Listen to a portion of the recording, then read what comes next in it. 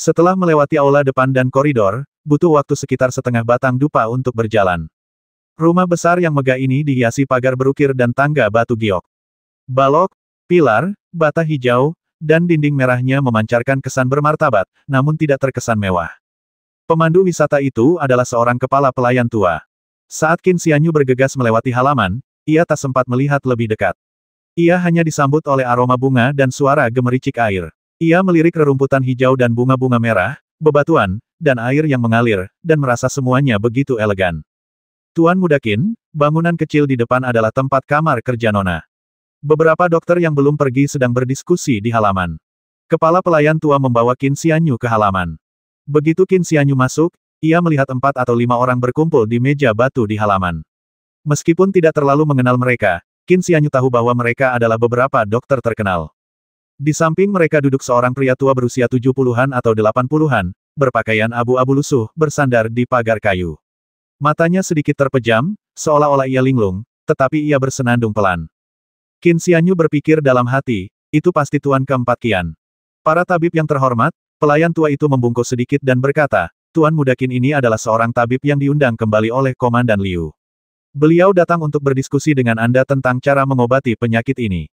Mendengar perkataan pengurus tua itu, para dokter yang tengah berdiskusi mengenai kondisi pasien semuanya meletakkan pena dan kertas mereka dan menatap Qin Xianyu. Hanya seorang pemuda yang belum dewasa. Seorang dokter yang agak gemuk berkata dengan marah, siapa anak ini? Rambut bayinya saja belum tumbuh, tapi dia sudah di sini untuk merawat pasien. Yang satunya tertawa dan berkata, kamu terlihat seperti remaja berusia 16 atau 17 tahun. Apa kamu bisa mengenali semua hurufnya? Apa kamu sudah baca buku kedokteran?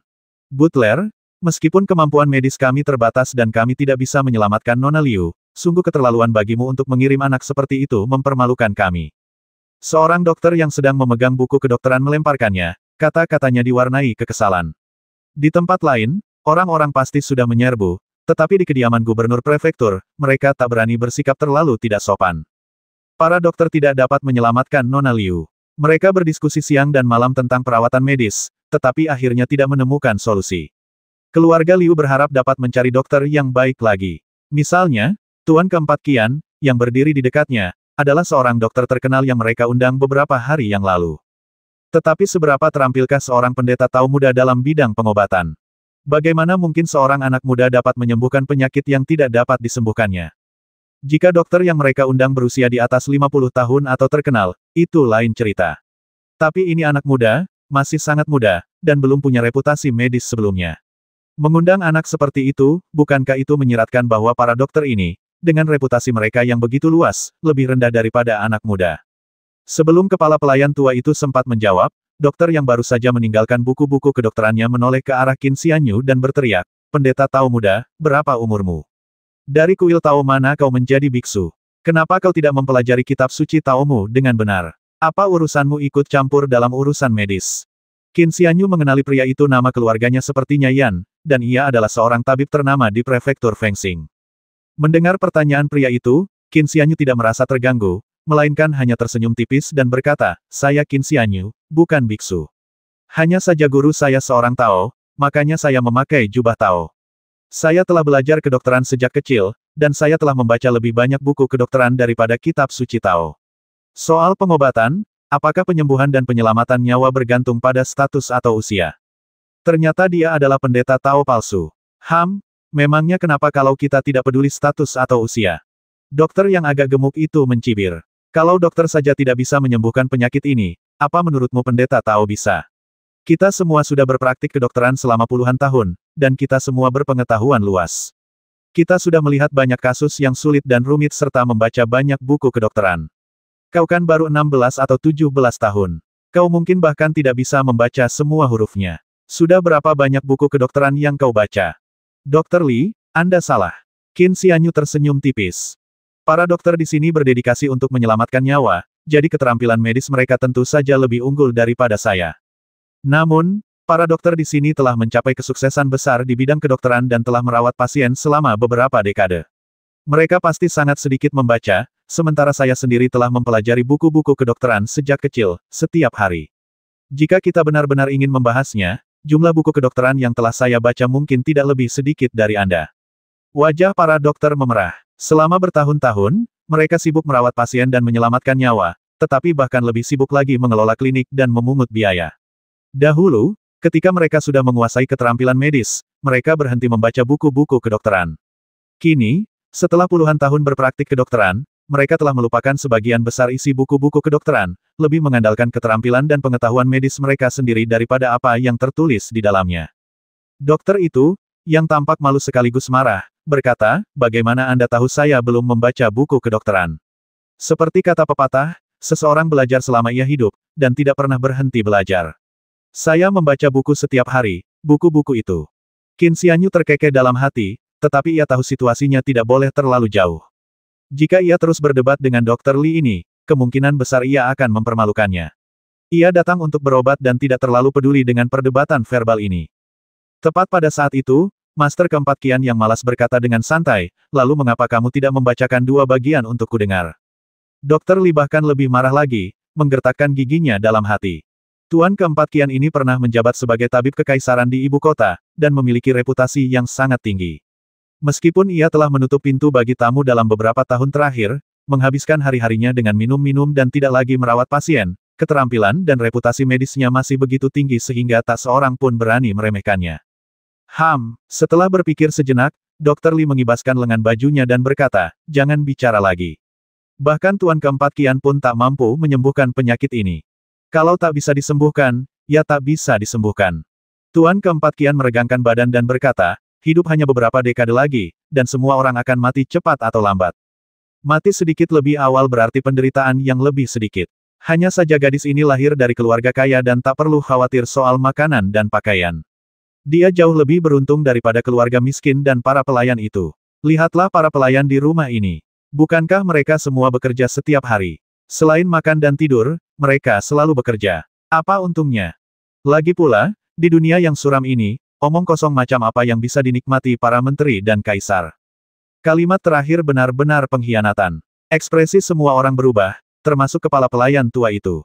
Sebenarnya, mungkin tidak. Sebuah suara lembut terdengar. Semua orang menoleh dan melihat bahwa kata-kata itu baru saja datang dari Qin Xianyu. Sejak menerima ajaran Master Guansu, Qin Xianyu sering merenungkan kata-kata tentang keabadian.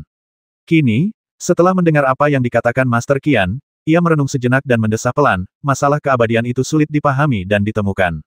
Mungkin Master Qian merasa dunia ini seperti sangkar, dan beberapa dekade kehidupan seperti hukuman penjara. Namun di mata dunia, mungkin tidak demikian. Lihatlah rumah besar ini, dengan banyak sekali pelayan dan dayang.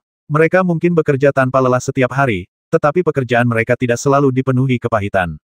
Misalnya, tukang kebun senang ketika ia menanam bunga atau tanaman yang indah. Dan pengurus rumah tua ini senang berbagi beban tuannya. Ada pepatah di dunia temukan kegembiraan dalam penderitaan. Saya kenal seorang penebang kayu yang menebang kayu setiap hari dan kelelahan, tetapi ketika pulang, ia sangat gembira melihat istri dan anak-anaknya. Putrinya keracunan, dan ia sangat khawatir, tetapi ia sangat bahagia setelah putrinya pulih. Setelah terdiam sejenak, Qin Xianyu melanjutkan, "Misalnya, ketika kita sebagai dokter melihat pasien pulih dan menjadi bahagia dan ceria, bukankah kita juga bahagia?" Semua orang tetap diam. Master Qian teringat akan pasien-pasien yang tak terhitung jumlahnya yang telah ia tangani selama puluhan tahun praktik medisnya, kegembiraan dan kegembiraan para pasien setelah mereka sembuh, dan kebahagiaan yang ia rasakan saat itu. Ia tertegun sejenak. Qin Xianyu berkata dengan suara rendah, "Hidup memiliki suka dan duka. Meskipun hanya beberapa dekade, rasanya sudah cukup jika hati seseorang bebas dari rintangan, riang, dan keinginannya terpenuhi." Meskipun masih banyak hal yang belum terucapkan, Qin Xianyu merasa sudah cukup bicaranya. Kata-kata yang tersisa menyampaikan gagasan yang sama jika mereka masih belum bisa mencerahkan Tuan keempat Qian, maka bicara lagi akan sia-sia. Terlebih lagi, Qin Xianyu merasa dirinya masih muda dan kurang berpengalaman. Meskipun telah membaca beberapa buku dan merenungkan beberapa hal, ia masih kurang mampu berdiskusi tentang prinsip-prinsip kehidupan yang agung dengan para tetua yang telah menjalani sebagian besar hidup mereka. Alasan ia angkat bicara hanyalah karena ia merasa terlalu banyak berpikir akhir-akhir ini, yang membuatnya sedikit kesulitan, dan ia harus melampiaskannya. Setelah mengutarakan isi hatinya, Qin Xianyu merasa sangat lega. Mulai sekarang, ia hanya akan fokus pada pengembangan Dao dan pemurnian Qi-nya, dan tidak perlu lagi memikirkan prinsip-prinsip kehidupan ini. Itu masuk akal. Master Qian bergumam dalam hati, kalau dipikir-pikir lagi, kata-kata ini cukup sederhana dan mudah dipahami. Hanya saja aku terjebak oleh kata-kata orang itu, dan sepertinya aku tak bisa melupakannya. Mungkin kau benar. Qin Xianyu tersenyum kecil dan memberi isyarat kepada kepala pelayan tua untuk melanjutkan. Kata-kata Tuan Muda Qin sungguh mencerahkan. Pelayan tua ini sudah hidup bertahun-tahun, dan masih ada beberapa hal yang belum bisa kupahami. Pelayan tua itu terkekeh 2 kali, lalu memimpin jalan. Semua orang masih berpikir keras, jadi mereka membiarkannya pergi. Saat Qin Xianyu tersadar, kepala pelayan tua telah membawanya ke dalam bangunan kecil itu. Omong kosong. Dr. Li dengan marah mengibaskan lengan bajunya, apa yang kau tahu, anak kecil? Dr. Yan menggelengkan kepalanya sedikit dan mendesah, Saudara Li, meskipun dia masih muda, apa yang dikatakannya belum tentu salah. Dr. Li sangat marah dan hendak membalas, saya tunggu, bagaimana anak itu tahu nama keluarga saya adalah Li? Kelompok itu bertukar pandang dengan bingung. Mereka semua jelas mendengar pendeta tahu muda itu memanggilnya Dr. Li. Saat itu, separuh tubuh mencondongkan tubuh dari lantai 2 gedung kecil itu. Qin Xianyu tersenyum tenang dan berkata, saya Qin Xianyu, dan almarhum ayah saya adalah Qin Mingjin. Kalian semua adalah dokter ternama di prefektur Fengsing. Kalian sering berdiskusi tentang prinsip-prinsip medis dengan ayah saya, dan saya telah menemani kalian beberapa kali. Putra Qin Mingjin. Semua orang tampak tercengang. Cahaya aneh melintas di mata Tuan keempat Qian, yang butuh waktu lama untuk menghilang. Akhirnya, ia menghela napas dan berkata, Qin Mingjin telah melahirkan anak yang baik. Dokter bermargali mencibir, kita semua orang tua, bagaimana mungkin dia menunjukkan rasa hormat? Anak kurang ajar ini, apa dia anak baik? Aku khawatir anak ini datang ke sini karena reputasi Qin Mingjin. Kurasa dia ayah harimau dan anak guk-guk. Bah, ayahnya meninggal karena sakit, apa keahliannya? Dokter Li melirik bangunan kecil itu, nadanya sangat serius, dan berkata, saya ingin melihat bagaimana dia akan benar-benar menghancurkan reputasi terakhir keluarga Qin. Kau kasar sekali, kenapa harus ada yang menyapamu? Tanya Tuan Qian santai. Soal penyakit ini, kalau tidak bisa disembuhkan, ya sudahlah. Apa gunanya merusak reputasi kita? Baik kau maupun aku tidak bisa menyembuhkannya, jadi apakah itu berarti reputasi kita hancur total? Wajah Dr. Li memerah, dia mendengus, lalu mengambil buku kedokteran. Pelayan tua itu keluar dari gedung kecil dan kebetulan mendengar kata-kata terakhir Dr. Li. Ia membungkuk sedikit dan berkata dengan hormat, Anda telah dirawat di rumah sakit keluarga Liu selama beberapa hari. Mungkin Anda tidak tahu bahwa Tuan Muda Qin pernah menyembuhkan bisa mematikan dari ular bernoda darah. Reputasinya sekarang tidak kalah dengan Dr. Qin yang legendaris saat itu. Ular noda darah. Ekspresi semua orang berubah drastis, bahkan Qian Xie pun terharu. Dr. Li menegang, lalu meletakkan buku yang dipegangnya di atas meja batu. Baru pada saat itulah semua orang menyadari bahwa, dalam keadaan bingung, ia telah memegang buku kedokteran secara terbalik. Qin Xianyu sering meminum air roh eliksir giok dan juga menggunakannya untuk memasak bubur dan nasi. Kini, setelah ia memiliki ki sejati setinggi 15 cm, ia lebih dari sekadar telinga dan mata yang tajam. Pendengarannya sangat tajam. Meskipun ia berada di gedung kecil, ia dapat mendengar semua percakapan di luar. Ia tersenyum tipis, mencondongkan badan untuk menunjukkan identitasnya, dan mengabaikan sisa percakapan. Saya ingin tahu, penyakit apa yang diderita Nona Liu. Bahkan tabib paling ternama di prefektur Fengsing pun tak berdaya. Dilihat dari penampilannya barusan, sepertinya Tuan keempat Qian juga datang berobat, tetapi tabib istana tua ini juga tampaknya tak mampu menyembuhkannya. Penyakit macam apa yang begitu mengkhawatirkan? Pikiran Qin Xianyu sedikit gelisah. Ia berpikir, bahkan Tuan keempat Qian pun tak berdaya. Kemampuan medisku mungkin tak berguna. Aku ingin tahu apakah kendi air spiritualku bisa menyembuhkannya. Baiklah, aku akan berusaha sebaik mungkin. Sekalipun tidak berhasil, seharusnya tidak masalah. Dilihat dari penampilan para dokter ini, mereka tampaknya tidak diabaikan. Sepertinya keluarga Liu memang tidak gegabah. Jika bisa disembuhkan, Qin Xianyu tiba-tiba terkejut. Bahkan tabib paling ternama di prefektur Fengsing pun tak berdaya, dan bahkan Tuan keempat Qian pun tak mampu menyembuhkan penyakit ini. Jika ia mampu menyembuhkannya sendiri, reputasi pengobatan keluarga Qin akan sangat meningkat. Mengapa aku terlalu banyak berpikir lagi? Qin Xianyu mendesah dalam hati dan menggelengkan kepalanya. Pelayan tua itu baru saja memanggil pintu sepertinya ada seorang pembantu di dalam. Saat Qin Xianyu masih asyik berpikir, pintu sudah terbuka. Melihat ke dalam, perabotannya sederhana, hanya ada sedikit barang mewah. Sebuah jendela terbuka di sebelah kiri, membiarkan angin sepoi-sepoi masuk. Melalui jendela, samar-samar terlihat beberapa bunga dan rerumputan hijau di halaman. Di dalam ruangan, seorang gadis muda yang cantik meletakkan kembali kain basah ke dalam baskom dan mengerutkan kening saat dia melihat pendatang baru itu. Wanita muda itu bermata cerah, bergigi putih, dan berwajah halus. Ia sangat cantik. Matanya yang cerah tertuju pada Qin Xianyu, memperhatikannya memandang sekeliling lalu ke arahnya. Sedikit amarah muncul di hatinya. Ia berpikir, apakah boudoir seorang wanita muda bisa dilihat begitu saja? Pria ini seorang dokter, jadi mengapa ia berpakaian seperti pendeta Tao? Orang-orang tua itu tidak bisa menyembuhkan penyakit, dan pendeta Tao muda ini bahkan lebih muda dariku. Apakah ia benar-benar sehebat itu? Qin Xianyu merasakan permusuhan gadis itu tetapi tidak menyimpannya dalam hati. Gadis itu mengangkat alisnya sedikit dan bertanya, apakah Anda Qin Xianyu, orang yang menyembuhkan bisa ular? Benar, Qin Xianyu membungkuk sedikit dan bertanya, bolehkah saya bertanya bagaimana wanita muda ini dipanggil? Adik perempuan, apa kau lebih tua dariku? Gadis itu mendengus, wajahnya sedikit marah, lalu berkata, namaku Qing Ning, dan mulai sekarang kau akan memanggilku kakak Ning Er. Qin Xianyu terkejut. Gadis ini sepertinya 1 atau 2 tahun lebih muda darinya, tetapi dilihat dari tatapan matanya yang keras kepala, jika dia tidak memanggilnya kakak dengan benar, dia mungkin akan menghadapi banyak masalah. Dia merasa itu cukup lucu dan terkekeh dalam hati sebelum menjawab dengan jujur, halo, Kak Ning Er. Ekspresi Ning Er sedikit melunak. Ia menatap Qin Xianyu dan berkata, ikut aku dan temui Nona. Qin Xianyu mengesampingkan pikirannya, sekilas keseriusan terpancar di matanya, memasuki ruangan, menutup pintu di belakangnya, dan kemudian mengikuti Suster Ning Er melewati tirai manik-manik. Di balik tirai manik-manik terdapat sebuah tempat tidur bersulam, dengan ukiran yang sangat indah, tetapi Qin Xianyu tidak melihatnya. Ekspresinya sedikit berubah, dan ia merasakan tangannya mulai panas. Apa yang telah terjadi? Qin Xianyu diam-diam terkejut saat kuali kecil di tangannya berangsur-angsur memanas dan menjadi agak panas. Dia melangkah maju, dan kuali kecil itu menjadi semakin panas. Ning Er mengangkat tirai kasa putih. Seketika aura dingin menyelimuti kami. Jantung Qin Xianyu berdebar kencang, dan napasnya tercekat. Kuali kecil itu terasa seperti bara api, seolah akan membakar telapak tangan Qin Xianyu. Akan tetapi, gadis Ning Er tampaknya sama sekali tidak menyadarinya.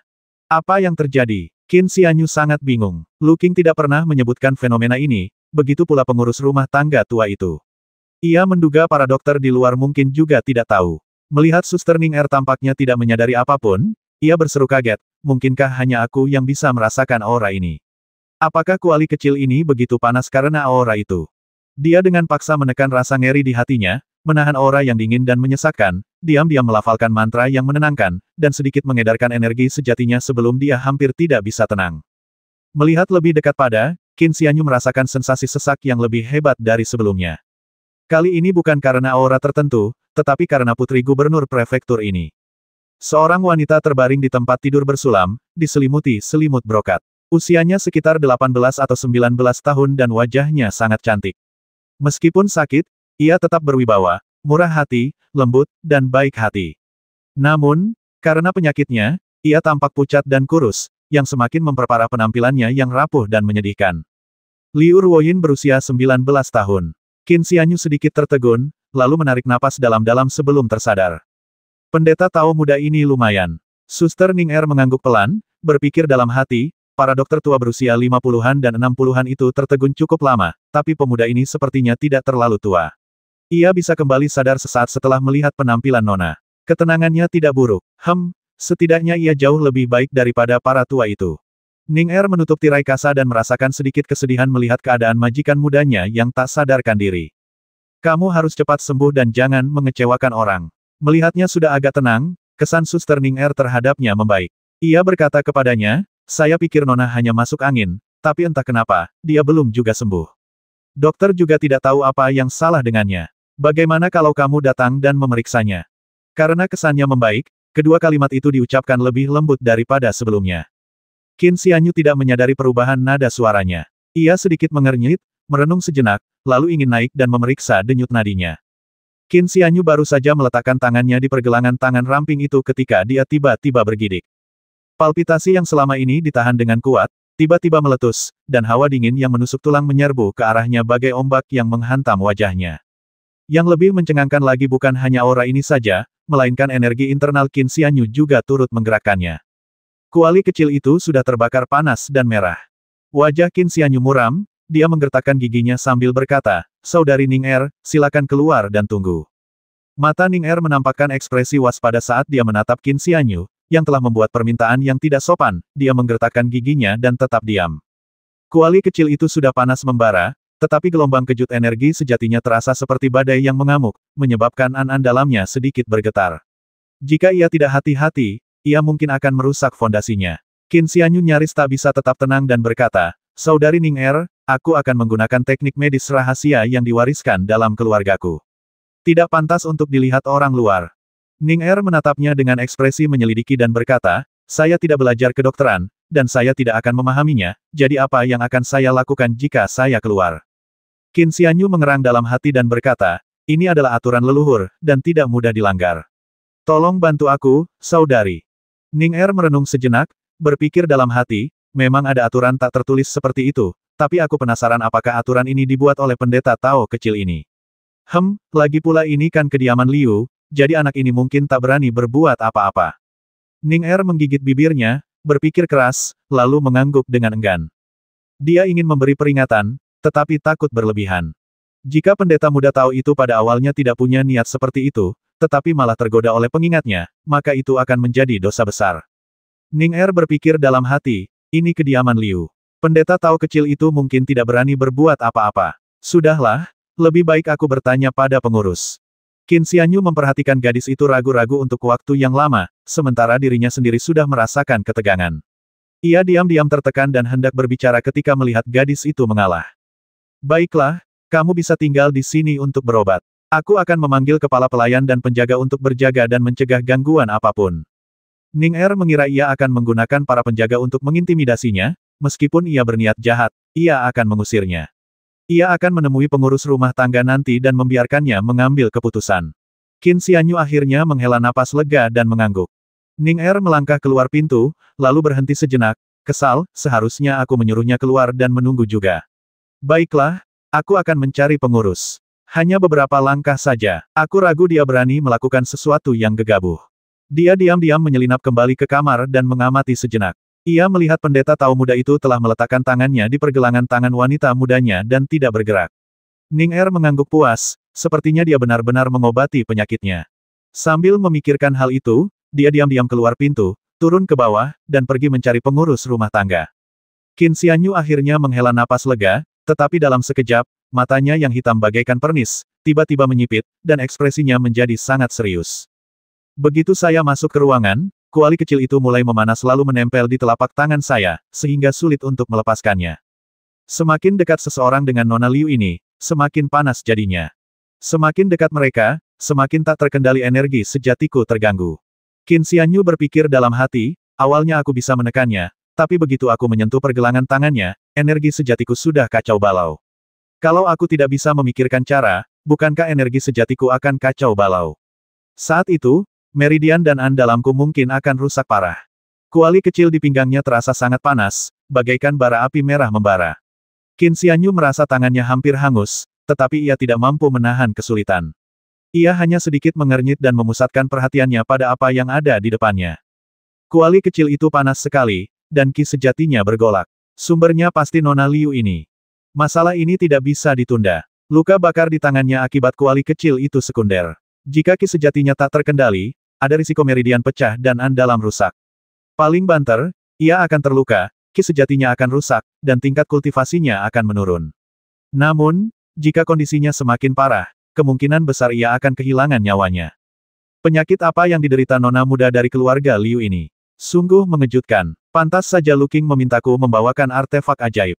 Qin Xianyu menarik napas dalam-dalam, menyipitkan matanya, dan menuangkan energi sejatinya ke titik-titik akupuntur di samping matanya.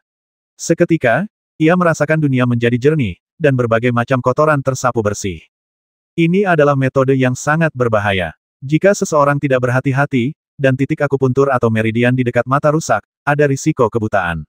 Namun, Qin Xianyu ahli dalam pengobatan dan sangat akrab dengan titik akupuntur dan meridiannya sendiri. Ketika ia memiliki pemahaman yang kuat tentang sirkulasi ki sejati, ia tidak lagi terlalu khawatir tentang hal itu. Wanita lembut itu berbaring diam di tempat tidur, tampak sangat rapuh dan menyedihkan.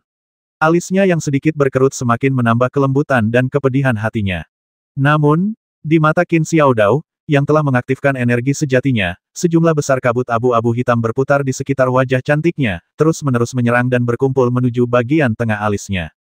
Kabut abu-abu hitam hampir sepenuhnya menyelimuti Liu Ruoyin, berkumpul di bagian tengah alisnya. Sungguh menakutkan. Anehnya, kabut abu-abu kehitaman ini tidak terlihat tanpa mengalirkan energi sejati seseorang, yang menjelaskan mengapa orang lain tidak menyadarinya atau bahkan tidak dapat merasakannya. Tampaknya Qin Xianyu sendiri memiliki energi sejati, itulah sebabnya ia begitu sensitif terhadap kabut ini, tetapi meskipun demikian, ia tidak dapat melihatnya tanpa mengalirkan energi sejatinya. Meskipun Qin Xianyu tidak tahu kabut abu-abu hitam apa itu, dia yakin kalau itu adalah hal jahat dan penuh kebencian. Ada energi primordial alami di antara kedua alis, yang merupakan sumber dari 3 jiwa dan 7 roh. Kitab-kitab Tao juga menyebutnya sebagai tempat bersemayam para dewa di pusat langit dan bumi. Lihat, semua kabut abu-abu kehitaman ini berkumpul di tengah dahi. Begitu kita semua diserbu kabut abu-abu kehitaman ini, kemungkinan besar kita akan bernasib sial. Tapi, dengan leluhur Dao di atas, bagaimana ini bisa disembuhkan? Qin Xianyu memegang kuali kecil itu dengan satu tangan, tidak dapat melepaskannya, dan dengan tangan lainnya ia meraih pergelangan tangan Nona Liu, tidak dapat melepaskannya juga. Kedua tangannya terbatas dan tidak dapat digerakkan. Meskipun Qin Xianyu merasa dirinya tenang dan kalem, dia tidak dapat menahan rasa kesalnya dan berpikir, mungkinkah karena aku biasanya tidak memuja leluhur Dao? Memikirkan hal ini, dia tak dapat menahan diri untuk diam-diam mengalirkan tenaga dalamnya ke tangannya. Qin Xianyu bermaksud menyalurkan energi sejatinya ke dalam tubuh Liu Ruoyin untuk mencoba mengusir aura abu-abu kehitaman dari wanita muda ini, tetapi saat energi sejatinya mencapai tangannya, tampaknya ia menemui kendala. Saat melepaskan ki sejati, tingginya harus 9 inci. Namun, Qin Xianyu hanya memiliki 6 inci ki sejati, yang tidak cukup untuk melepaskannya keluar, apalagi mentransfernya ke tubuh orang lain. Dia mendesah dalam hati dan mencoba menarik energi batinnya. Namun, perubahan mendadak terjadi. Kabut abu-abu kehitaman itu benar-benar menyelimuti telapak tangan Qin Xianyu, dan dalam sekejap mata, kabut itu telah membesar. Apa? Seketika, Qin Xianyu menyadari perubahan itu. Kabut abu-abu kehitaman ini jelas mencoba menyerang lubang leluhur dan mencuri sedikit energi leluhur primordial bawaan Nona Liu. Namun, energi sejati dalam tubuhku adalah energi leluhur primordial bawaan yang paling murni. Ini seperti mengundang serigala ke dalam rumah. Saat kabut ini menyentuh energi sejati Qin Xianyu, mereka melonjak dengan cepat. Namun, Qin Xianyu tidak merasakan kerusakan apapun pada energi sejatinya. Ia sedikit terkejut, tetapi kemudian ia menyadari alasannya. Kabut abu-abu kehitaman ini mengelilinginya. Nona Liu belum pernah berkultivasi, jadi energi primordial bawaannya mungkin sangat lemah.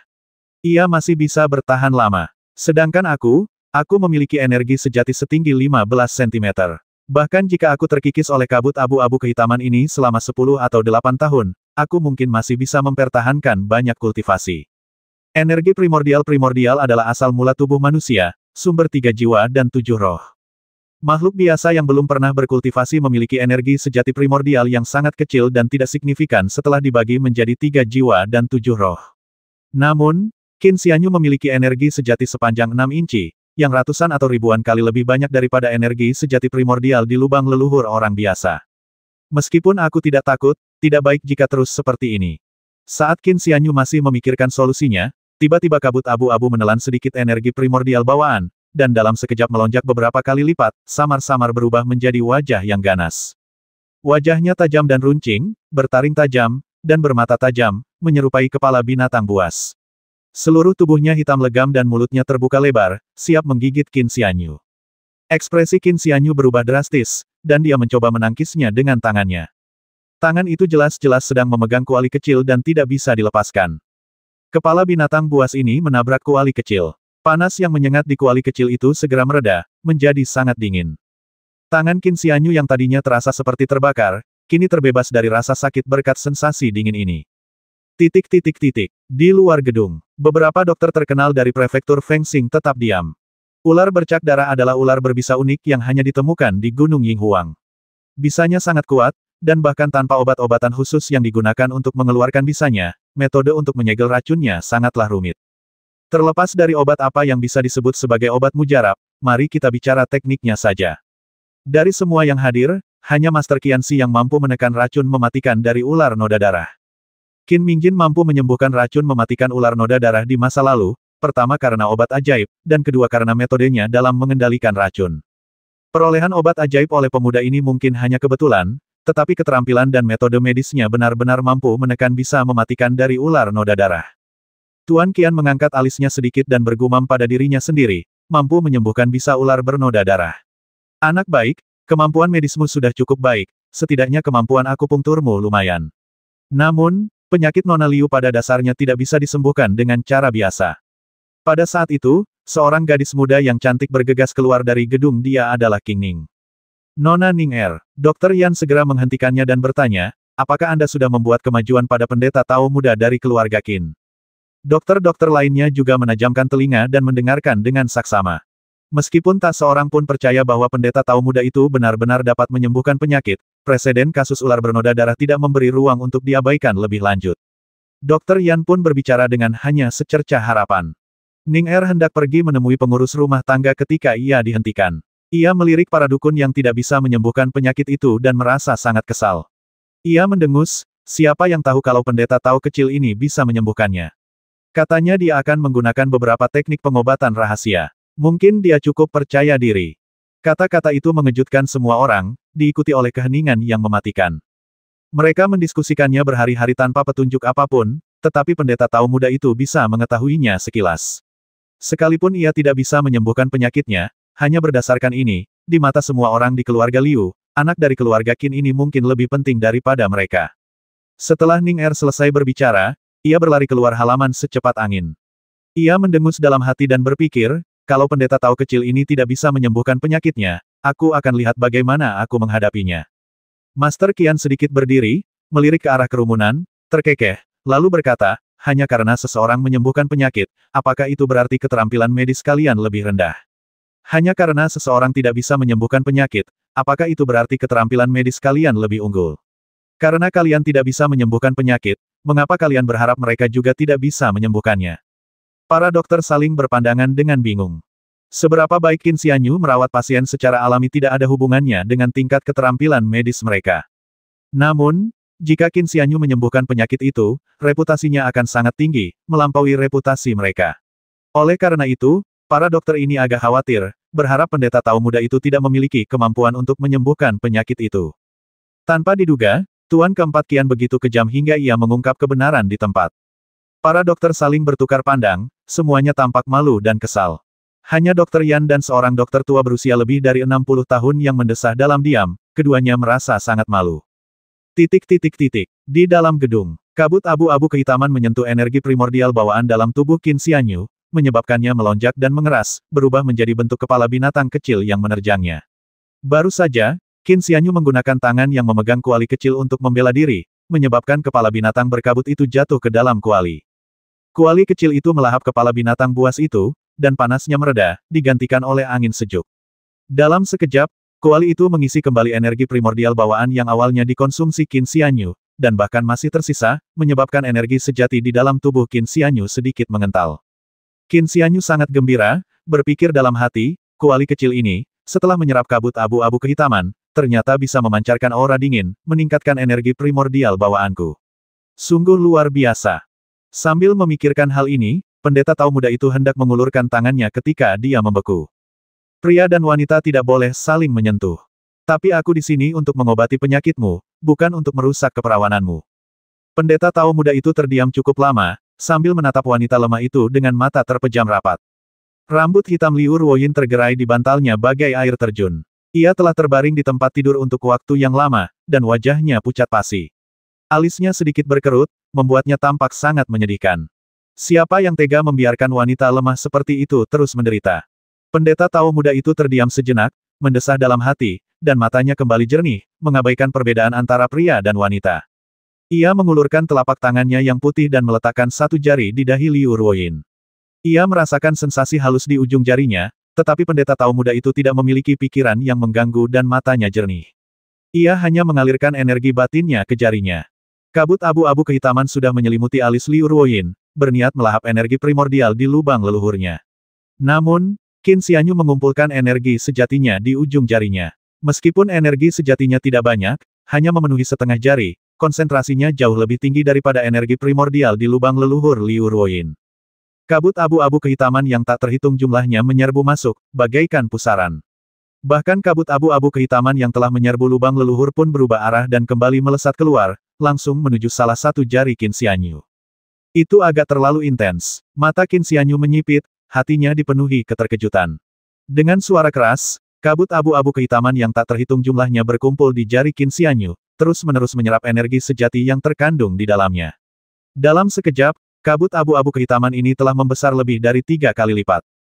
Namun, Qin Xianyu masih tidak merasakan penurunan energi sejati dalam tubuhnya.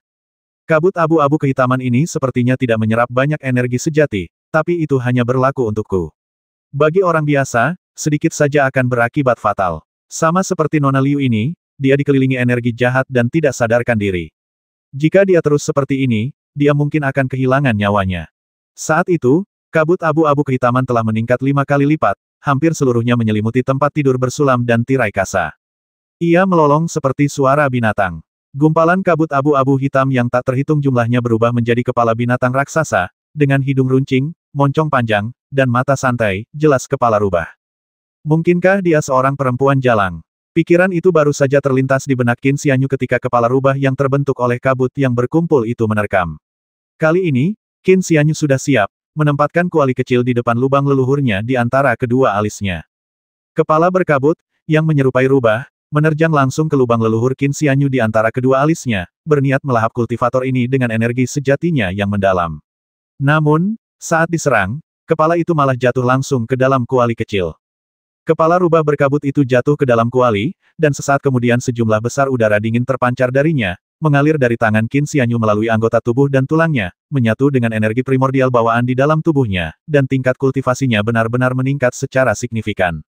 Qin Xianyu tidak menghitung dengan tepat berapa banyak peningkatan energi sejatinya. Melihat kabut abu-abu kehitaman di tubuh Nona Liu telah menghilang sebagian besar, hanya menyisakan sedikit, ia merenung sejenak, lalu meletakkan kuali kecil di antara alis Nona Liu.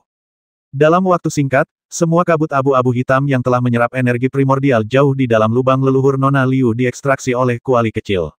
Namun beberapa lainnya melarikan diri, tampaknya mendapatkan kesadaran, dan menjauh dari lubang leluhur Nona Liu, mundur di sepanjang tubuhnya. Qin Xianyu mengangkat sebelah alisnya dan menyadari bahwa kabut abu-abu kehitaman itu tampaknya berasal dari Nona Liu. Kecuali jika berubah menjadi kepala rubah atau binatang, ia hanya dapat melilit Nona Liu dan tidak dapat melepaskan diri. Apakah mereka tidak akan berhamburan dan berlarian? Itu membuat segalanya lebih mudah. Qin Xianyu sangat gembira. Ia mengangkat selimut brokat, mengangkat kuali kecil dengan satu tangan, dan meletakkan tangan lainnya di perut Nona Liu, menggunakan energi primordial bawaannya untuk menarik kabut abu-abu kehitaman. Meskipun demikian, sebagian kabut abu-abu hitam yang tersisa masih berhasil keluar. Qin Xianyu mendengus dan menekan telapak tangannya ke kabut abu-abu hitam, menekan sisa kabut abu-abu hitam yang tersisa. Kemudian, ia mengedarkan energi sejatinya, menutupi kuali kecil, dan menyerap sisa energi jahat. Dia menghela napas lega dan hendak menarik tangannya kembali. Saat itu, Nona Liu sedikit gemetar dan perlahan membuka matanya. Menggunakan kuali kecil untuk menyerap kabut abu-abu kehitaman tampak sederhana, tetapi sebenarnya membuat Qin Xianyu merasa sangat gugup, dan tanpa sadar, punggungnya basah oleh keringat. Untungnya, setelah berusaha keras, ia akhirnya berhasil mengusir semua kabut abu-abu kehitaman itu. Melihat Nona Liu membuka matanya, Qin Xianyu sangat gembira dan tertawa terbahak-bahak. Ini, mata Nona Liu berkaca-kaca, dan butuh waktu lama untuk pulih. Kemudian, tubuhnya menegang, matanya dipenuhi keterkejutan dan kemarahan, dan wajahnya dipenuhi rasa malu dan kesal. Ketika melihat senyum cabul pendeta Tao muda itu, Liu Ruoyin dipenuhi rasa malu dan marah, dan matanya langsung berkaca-kaca. Patah, Nona Liu yang lemah lembut, yang jarang marah sejak kecil, menamparkan pendeta Tao muda itu sekuat tenaga, lalu menutup mulutnya, matanya berkaca-kaca dan membasahi pipinya. Qin Xianyu tertegun, merasa sangat dirugikan situasi macam apa ini. Saat dia merasa dirugikan, dia tiba-tiba menyadari bahwa tangannya juga menjadi kaku. Sambil menunduk, dia melihat telapak tangannya menekan payudara lembut Nona Liu, dan dia membeku, seolah-olah dia mencengkeramnya lebih erat. Nona Liu sangat marah dan langsung menamparkan wajahnya lagi. Aku tidak bermaksud begitu. Qin Xianyu berteriak dan segera menarik tangannya, mundur beberapa langkah. Ia tersenyum getir dalam hati tamparan yang diterimanya tadi memang pantas. Siapakah yang tahu bahwa saat saya menekan kabut hitam keabu-abuan itu, saya kebetulan menekan titik itu juga. Qin Xianyu awalnya merasa dirugikan karena ditampar meskipun yakin ia telah menyembuhkan penyakitnya, tetapi sekarang, jika dipikir-pikir lagi, ia merasa agak malu dan bersalah. Sensasi hangat dan lembut terasa di telapak tanganku bahkan melalui pakaian dalamku, rasa lembut itu seakan menembus kain dan menjalar ke tanganku. Qin Xianyu gemetar, dalam hati meminta maaf, dan segera menghentikan pikiran liarnya. Liu Ruoyin dipenuhi rasa malu dan marah, tetapi karena sudah lama terbaring di tempat tidur, ia tak punya tenaga lagi menamparnya 2 kali saja sudah sangat sulit.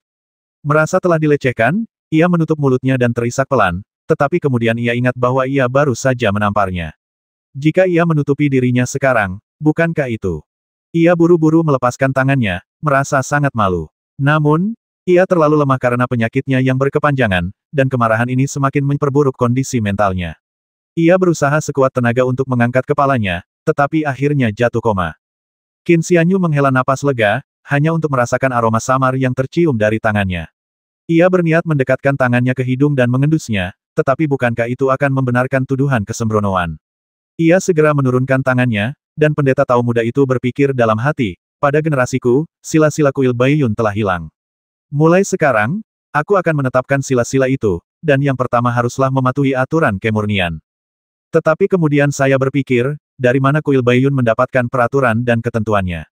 Bagaimana seseorang dapat menaati peraturan dan ketentuan tanpa mereka? Ia menepuk kepalanya, akhirnya mendesah, lalu maju untuk menutupi Nona Liu dengan selimut brokat lagi, sambil berkata dengan suara pelan, jangan sampai masuk angin kalau kau mengangkat selimut ini. Anggap saja tamparan ini sebagai hukuman karena melanggar sumpahku, tapi karena aku telah menyelamatkanmu, seharusnya kau tidak memukulku. Setelah menutupi dirinya dengan selimut, Qin Xianyu menghela napas lega dan menyentuh pipinya. Bagaimana jika seseorang melihat jejak tangan ini? Masih memikirkan hal itu, saya mendengar suara dan pintu terbuka. Qin Xianyu segera memalingkan wajahnya agar Ning Er tidak melihat bekas telapak tangan di pipinya, tetapi dia masih merasa gelisah.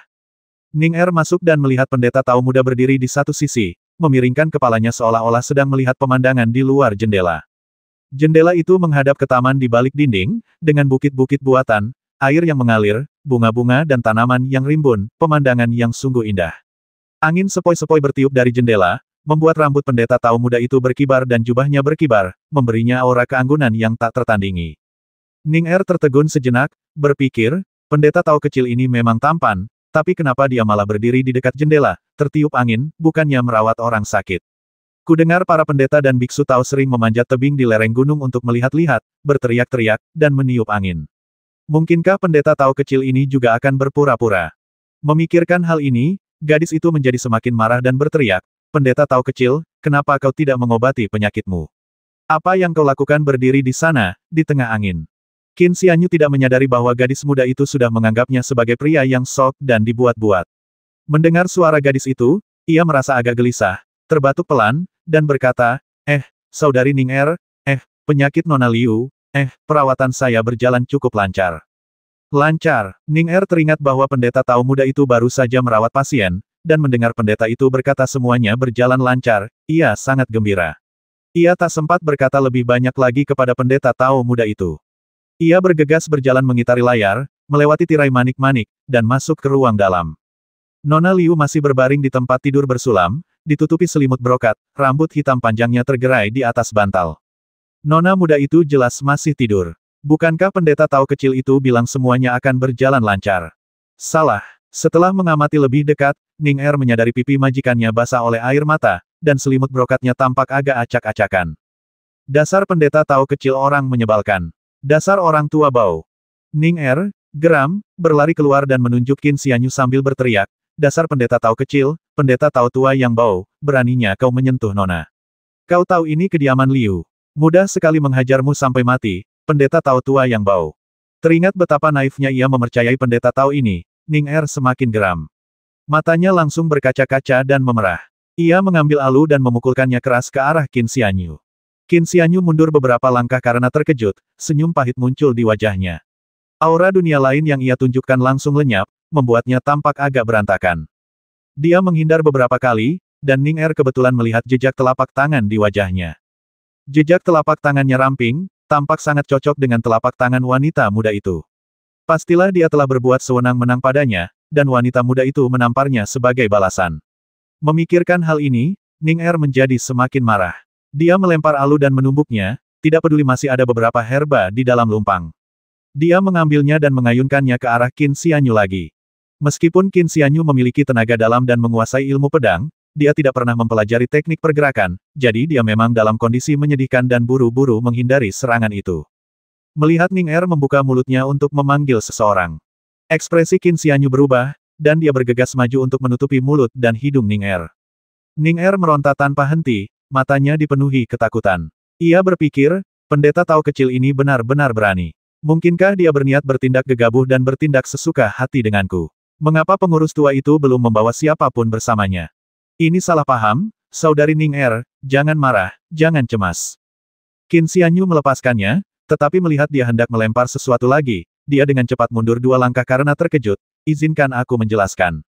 Ning Er juga takut pendeta Tao muda itu akan mengamuk lagi. Ia mengambil benda itu dan berpura-pura menghancurkannya, tetapi kemudian ragu-ragu. Mendengar kata-kata Qin Xianyu, tatapan jijik melintas di matanya, dan ia hendak berteriak. Qin Xianyu tahu ada sesuatu yang salah dan, sebelum dia bisa berteriak, dia melangkah maju dan menutup mulutnya lagi. Izinkan saya memberikan penjelasan. Biarkan tahanan itu membela diri. Kumohon, saudari Ning Er yang baik hati, berilah aku kesempatan. Qin Xianyu tak kuasa menahan diri untuk memohon 2 kali, merasa sangat dirugikan. Ia berpikir, jika ia punya kekuatan supernatural, ia pasti akan menurunkan embun beku di bulan Juni. Melihat tatapan mata Ning Er yang tampaknya perlahan kehilangan sebagian rasa dingin dan waspadanya. Qin Xianyu berpikir dalam hati bahwa masih ada ruang untuk negosiasi. Setelah mempertimbangkan kata-katanya sejenak, ia berkata sambil tersenyum kecut, saya baru saja menyembuhkan penyakit Nona Liu. Ketika beliau bangun dan mendapati saya sendirian di kamar, beliau pasti salah paham, jadi. Kalau kamu tidak percaya, kamu bisa menunggu sampai Nona Liu bangun lalu bertanya padanya. Qin Xianyu diam-diam berpikir bahwa saat dia bangun, dia pasti sudah berhasil keluar. Ning Er sedikit mengernyit, tetapi tampak agak mempercayainya. Qin Xianyu menghela napas lega. Tok tok tok. Tiba-tiba terdengar ketukan di pintu di belakangnya, dan sebuah suara lembut berkata, Ning Er, cepat kemari dan buka pintunya. Ekspresi Qin Xianyu sedikit berubah. Ning Er meliriknya, dengan senyum dingin di wajahnya, lalu berkata dengan lantang, Nyonya, pintunya tidak terkunci. Bawa orang-orang Anda masuk. Kau bahkan membawa orang. Qin Xianyu sedikit terkejut, tetapi sebuah ide muncul di benaknya. Ia berkata dengan marah, Saudari Ning Er, aku sudah bersusah payah menyelamatkan Nona Liu, mengapa kau malah memukulnya? Seorang wanita berwibawa dan anggun masuk melalui pintu. Kulitnya putih dan sangat cantik. Penampilannya sangat mirip dengan Nona Liu. Wajahnya cemas dan matanya berkaca-kaca. Tanpa banyak berpikir, orang bisa tahu bahwa ia mengkhawatirkan putrinya. Sebelum Ning Er sempat berbicara, Qin Xianyu berkata, melapor ke Nyonya, saya Qin Xianyu, dan penyakit Nona tidak lagi menjadi masalah serius. Mendengar hal itu, wanita itu sangat gembira dan meneteskan air mata kebahagiaan, lalu segera membungkukkan badan sebagai tanda terima kasih. Setelah Qin Xianyu membuat beberapa alasan, wanita itu, yang khawatir terhadap putrinya, tidak punya waktu untuk berkata lebih banyak lagi dan bergegas masuk ke dalam untuk menjenguk putrinya. Ning Er, bagaimana bisa kau begitu kasar? Pelayan tua itu berdiri di luar pintu dan kebetulan melihat bekas telapak tangan di pipi Qin Xianyu. Teringat kata-kata Qin Xianyu tadi, ia langsung mengerti kenapa. Ia mengerutkan kening dan berteriak, Tuan Muda Qin ini adalah tabib terkenal yang telah susah payah diundang oleh Komandan Lu. Sekarang setelah ia menyembuhkan penyakit Nona, ia adalah dermawan keluarga Liu. Jika Nona tidak memperlakukanmu dengan baik, pelayan tua ini pasti akan memberimu pelajaran tentang disiplin keluarga. Ning Er merasa sangat dirugikan. Ia menunjuk Qin Xianyu, menggertakkan giginya dan tak bisa berkata-kata, lalu tiba-tiba terisak. Maafkan aku, maafkan aku. Melihat gadis itu menangis pilu, Qin Xianyu berpikir dalam hati, aku hampir hafal slogan biksu ini. Akankah Kuil Baiyun mengganti Amitabha dengan maafkan aku di masa depan? Pendeta Tao muda itu bergegas keluar pintu dan berdiri bersama pengurus tua itu. Melihat kepala pelayan tua itu hendak memarahinya, Qin Xianyu segera berkata, ini salah paham, salah paham. Hanya saja, Suster Ning Er terlalu protektif terhadap tuannya dan berpikir aku tidak bisa menyembuhkan penyakit ini. Sejujurnya, dia seharusnya tidak dihukum, melainkan diberi hadiah. Pelayan tua itu mengangguk. Sejujurnya, ia memperlakukan Ning Er dengan sangat baik, hampir seperti cucunya sendiri. Ia hanya takut Qin Xianyu akan membalas dendam pada gadis bodoh ini, karena pendeta Tao muda itu telah menjadi dermawan keluarga Liu dengan menyembuhkan penyakit nona mudanya. Ning Er dengan lembut menyeka air matanya dan menatap tajam ke arah pendeta Tao kecil itu. Isakan pelan terdengar dari balik layar. Qin Xianyu dan pelayan tua itu berdiri sejenak di luar pintu. Sebenarnya, pria tidak diizinkan memasuki kamar wanita muda, terutama pria muda seperti Qin Xianyu yang usianya hampir sama dengan Nona Liu, mereka seharusnya ditolak masuk. Namun, Qin Xianyu datang dengan dalih berobat, jadi ia dibawa masuk. Meskipun tidak ada seorang pun yang akan mengusirnya keluar dari ruangan setelah dia sembuh, Qin Xianyu merasa bersalah dan tidak ingin tinggal, bahkan jika mereka memintanya. Qin Xianyu mengangkat alisnya sedikit. Beberapa langkah kaki datang dari tangga, begitu ringan sehingga akan sulit terdeteksi jika ia tidak memiliki telinga dan mata yang tajam. Matanya sedikit menyipit saat ia melihat ke arah tangga. Sesaat kemudian, seseorang menaiki tangga. Mengenakan pakaian berwarna terang dan pedang panjang dan sempit di pinggangnya, itu adalah Lu Qing. Langkah kakinya sangat ringan. Jika aku tidak meminum air eliksir giok dan memiliki energi internal setinggi 6 inci, yang membuat pendengaranku begitu tajam, aku tidak akan bisa mendeteksinya. Aku tidak pernah tahu ilmu bela dirinya begitu tinggi, kan? Qin Xianyu diam-diam terkejut. Lu Qing tak menyangka ia bahkan lebih terkejut lagi. Ia telah berlatih bela diri sejak kecil dan telah mengalami banyak pertempuran, sehingga langkah kakinya nyaris tak terdengar. Bagaimana mungkin pemuda keluarga Qin itu menatap tangga begitu ia naik ke atas?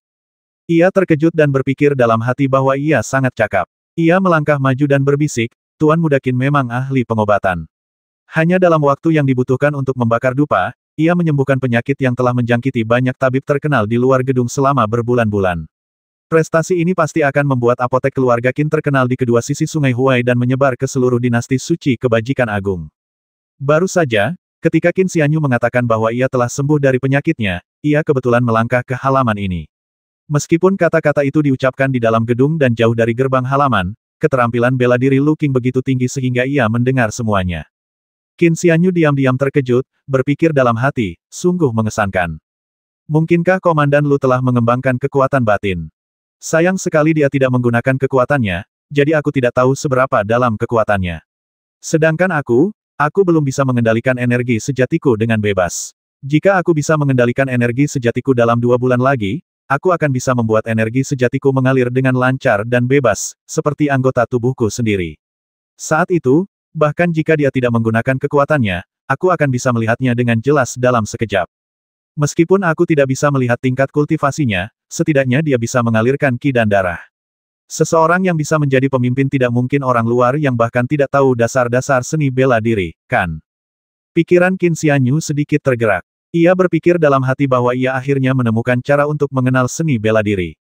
Ia ingin mempelajari teknik, metode gerakan, dan sebagainya. Tentu saja, ia tidak membutuhkan metode rahasia yang mendalam, pemahaman dasar saja sudah cukup. Mengingat pencapaiannya saat ini, ia yakin Komandan Lu mungkin tidak akan menolak untuk bertanya kepadanya tentang pengetahuan umum tersebut. Saat melihat Lu Qing, pelayan tua itu dengan hormat menyapanya sebagai Komandan Lu. Ning Er yang ada di dalam ruangan segera keluar, membungkuk, dan berseru. Lu Qing, yang statusnya jelas tidak rendah, hanya mengangguk pelan dan berkata ke arah ruangan, "Nyonya, Tuan telah memerintahkan saya untuk mengundang Tuan Muda Qin ini." Terdengar dengungan dari dalam ruangan, diikuti oleh pertanyaan di mana dia. Lu Qing tersenyum kecut dan berkata, "Tuanku tidak tahu bahwa Nona telah pulih dan masih memeriksa dokumen. Saya akan meminta Tuan Muda Qin untuk datang dan memberi tahu tuanku." Suara wanita itu terdengar dari dalam ruangan, katakan padanya untuk segera datang. Sibuk terus-menerus memang wajar, tapi putrinya sakit parah, apa dia sudah tidak menginginkannya lagi? Lu Qing segera meminta maaf 2 kali dan bergegas pergi bersama Qin Xianyu. Sesampainya di tangga, Lu Qing menghela napas lega dan berkata dengan suara rendah, "Sebenarnya, Tuan Liu dan istrinya memiliki hubungan yang sangat baik. Namun, setelah Nona jatuh sakit, istrinya mengkhawatirkan putrinya dan selalu meminta Tuan Liu untuk mengesampingkan tugas resminya demi merawat Nona. Namun, Prefektur Fengsing, salah satu dari 6 prefektur Sungai Huai pada masa dinasti De Agung, memiliki begitu banyak hal yang harus dilakukan setiap hari. Tuan Liu terlalu sibuk untuk datang berkunjung di waktu luangnya."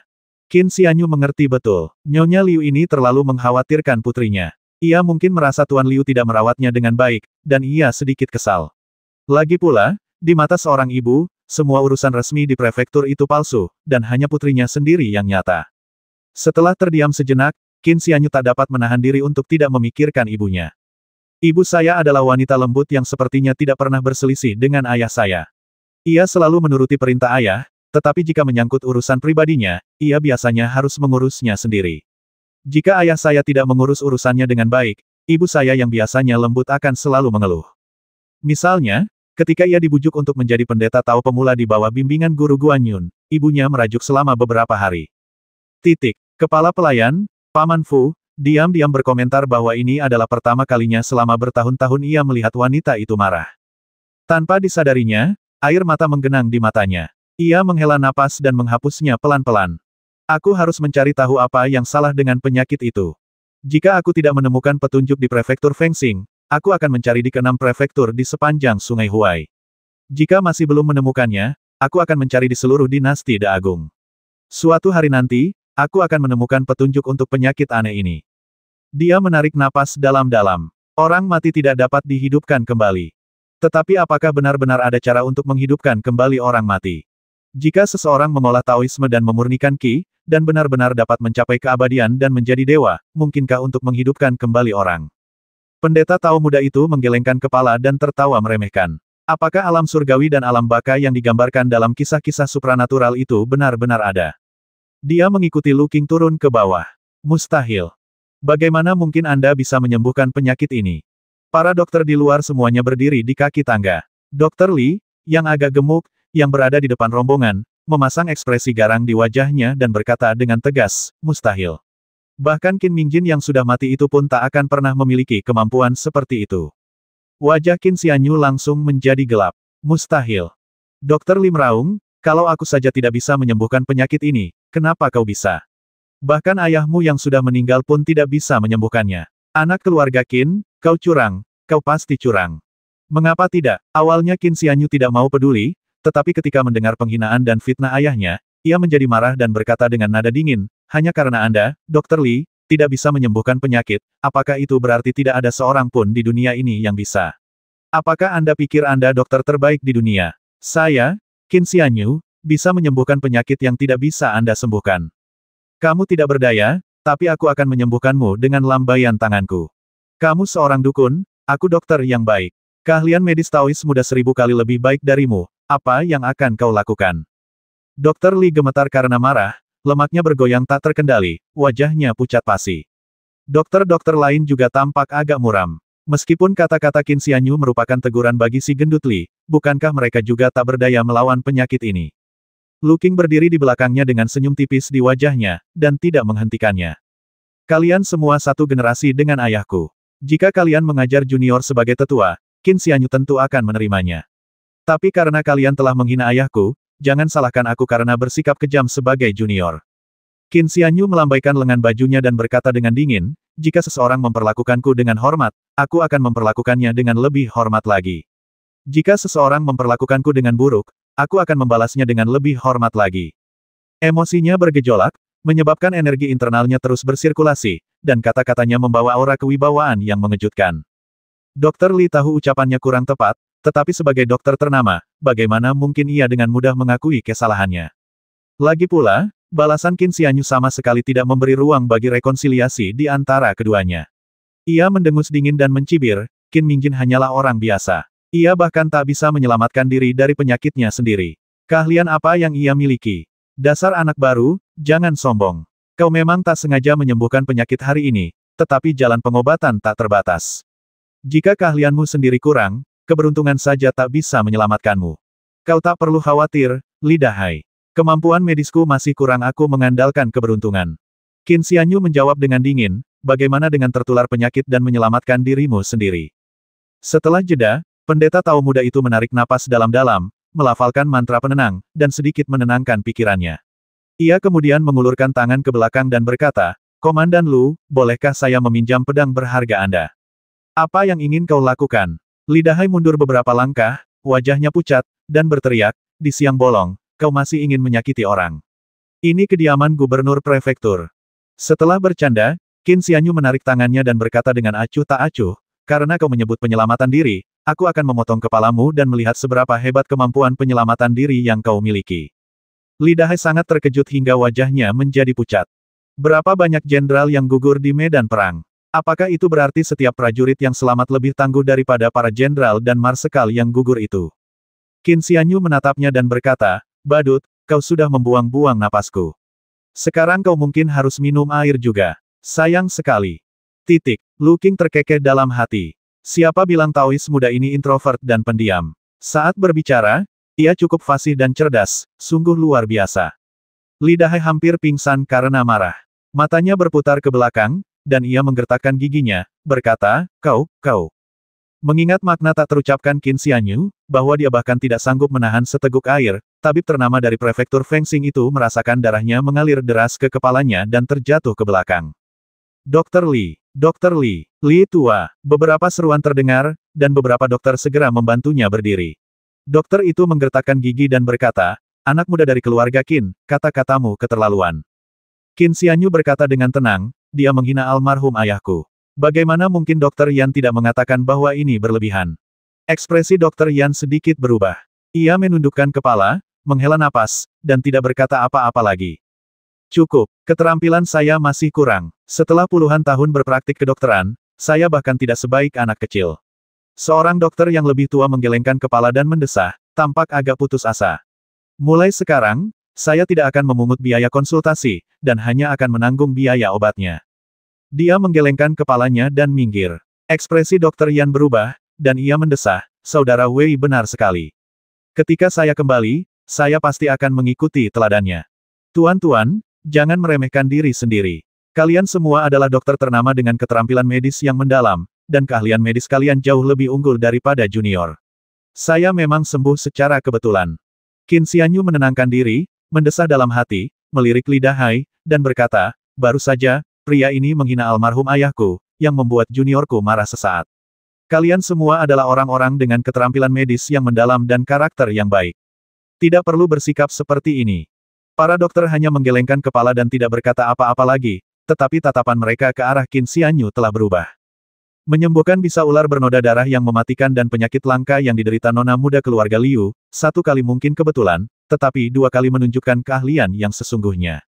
Kedua kasus tersebut merupakan kualifikasi yang patut dihormati. Tuan Qian menggelengkan kepalanya dari belakang. Beberapa tabib terkenal telah gagal menyembuhkan penyakitnya, tetapi Qin Xianyu, pemuda ini, telah disembuhkan dengan mudah. Setelah kejadian ini, reputasi Qin pasti akan melambung tinggi, dan ia kemungkinan akan dikenal sebagai tabib dewa nomor 1 di prefektur Fengsing. Reputasi para dokter akan hancur mulai hari ini dan seterusnya, terutama Fatili. Jika kata-katanya hari ini tersebar, sementara yang lain juga akan menderita, Fatili pasti akan kehilangan muka. Sedangkan dia, Tuan Qian keempat, mengapa dia peduli dengan reputasinya? Lagi pula, senioritasnya terlalu tinggi, dan dia pernah menjadi tabib istana, jadi reputasinya tidak akan terlalu rusak. Di sisi lain, Qin Xianyu ini, bahkan tabib istana tua, Tuan keempat Qian, tidak dapat menyembuhkan penyakitnya, tetapi anak ini menyembuhkannya. Jika reputasinya masih rendah, di mana letak keadilannya? Si brengsek itu benar-benar memanfaatkan reputasiku untuk maju kali ini. Aku harus menipunya lebih keras lagi nanti. Tapi penyakit itu. Secercah keseriusan muncul di mata Tuan keempat Qian saat dia berpikir, bagaimana dia menyembuhkan penyakit mengerikan itu. Setelah mengamati lebih dekat pakaian Tao Qin Xianyu, sebuah kesadaran muncul di benaknya. Para penganut Tao dan biksu kemungkinan besar adalah sosok yang luar biasa. Pemuda ini pasti juga seorang praktisi Tao. Aku penasaran seberapa hebat keahlian yang telah ia miliki, dan bagaimana ia dibandingkan dengan para tokoh di ibu kota.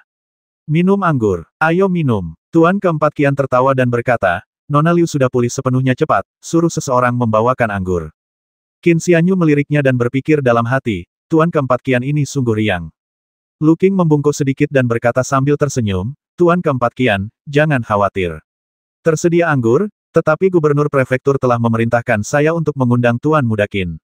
Mohon tunggu sebentar, Tuan keempat Qian. Master Qian keempat tersenyum namun tetap diam. Lu Qing memimpin jalan, dan Qin Xianyu membungkuk sedikit pada guru Qian, lalu membungkuk pada dokter lainnya sebelum mengikuti Lu Qing. Berjalan perlahan menyusuri koridor, Qin Xianyu melewati sebuah ruang kerja dan melirik ke dalam, memperhatikan sebilah pedang berharga tergantung di sana.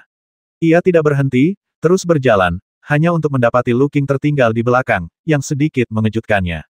Dengan suara mendesing, suara angin datang dari belakang. Qin Xianyu mengangkat sebelah alisnya, berbalik dan mengambil benda itu, sambil tahu bahwa itu adalah pedang. Lalu terdengar teriakan lain. Garis vertikal turun dari atas, setipis benang, sedingin embun beku. Itu adalah bilah pedang yang tajam, memancarkan cahaya dingin, menembus udara, tampaknya hendak membelah Qin Xianyu menjadi dua. Qin Xianyu tetap tenang, menghunus pedangnya, dan menebas bagian tajamnya. Konfrontasi langsung. Sebuah dentang renyah. Qin Xianyu mundur 2 langkah, dan pedang di tangannya patah menjadi 2. Lu Qing, sambil menghunus pedang panjang dan sempitnya, mundur 7 langkah.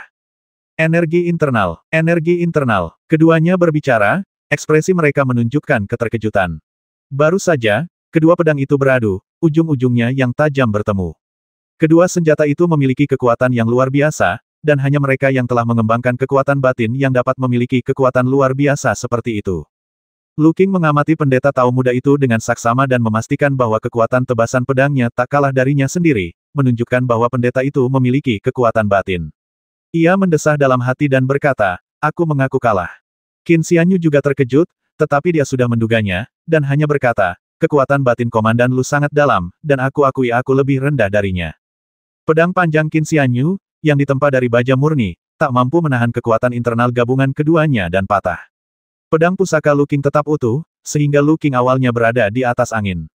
Namun, Lu Qing tahu bahwa pedangnya adalah hadiah dari seorang guru di ibu kota, jauh lebih unggul daripada pedang panjang baja murni, jadi keunggulan ini tak berarti apa-apa.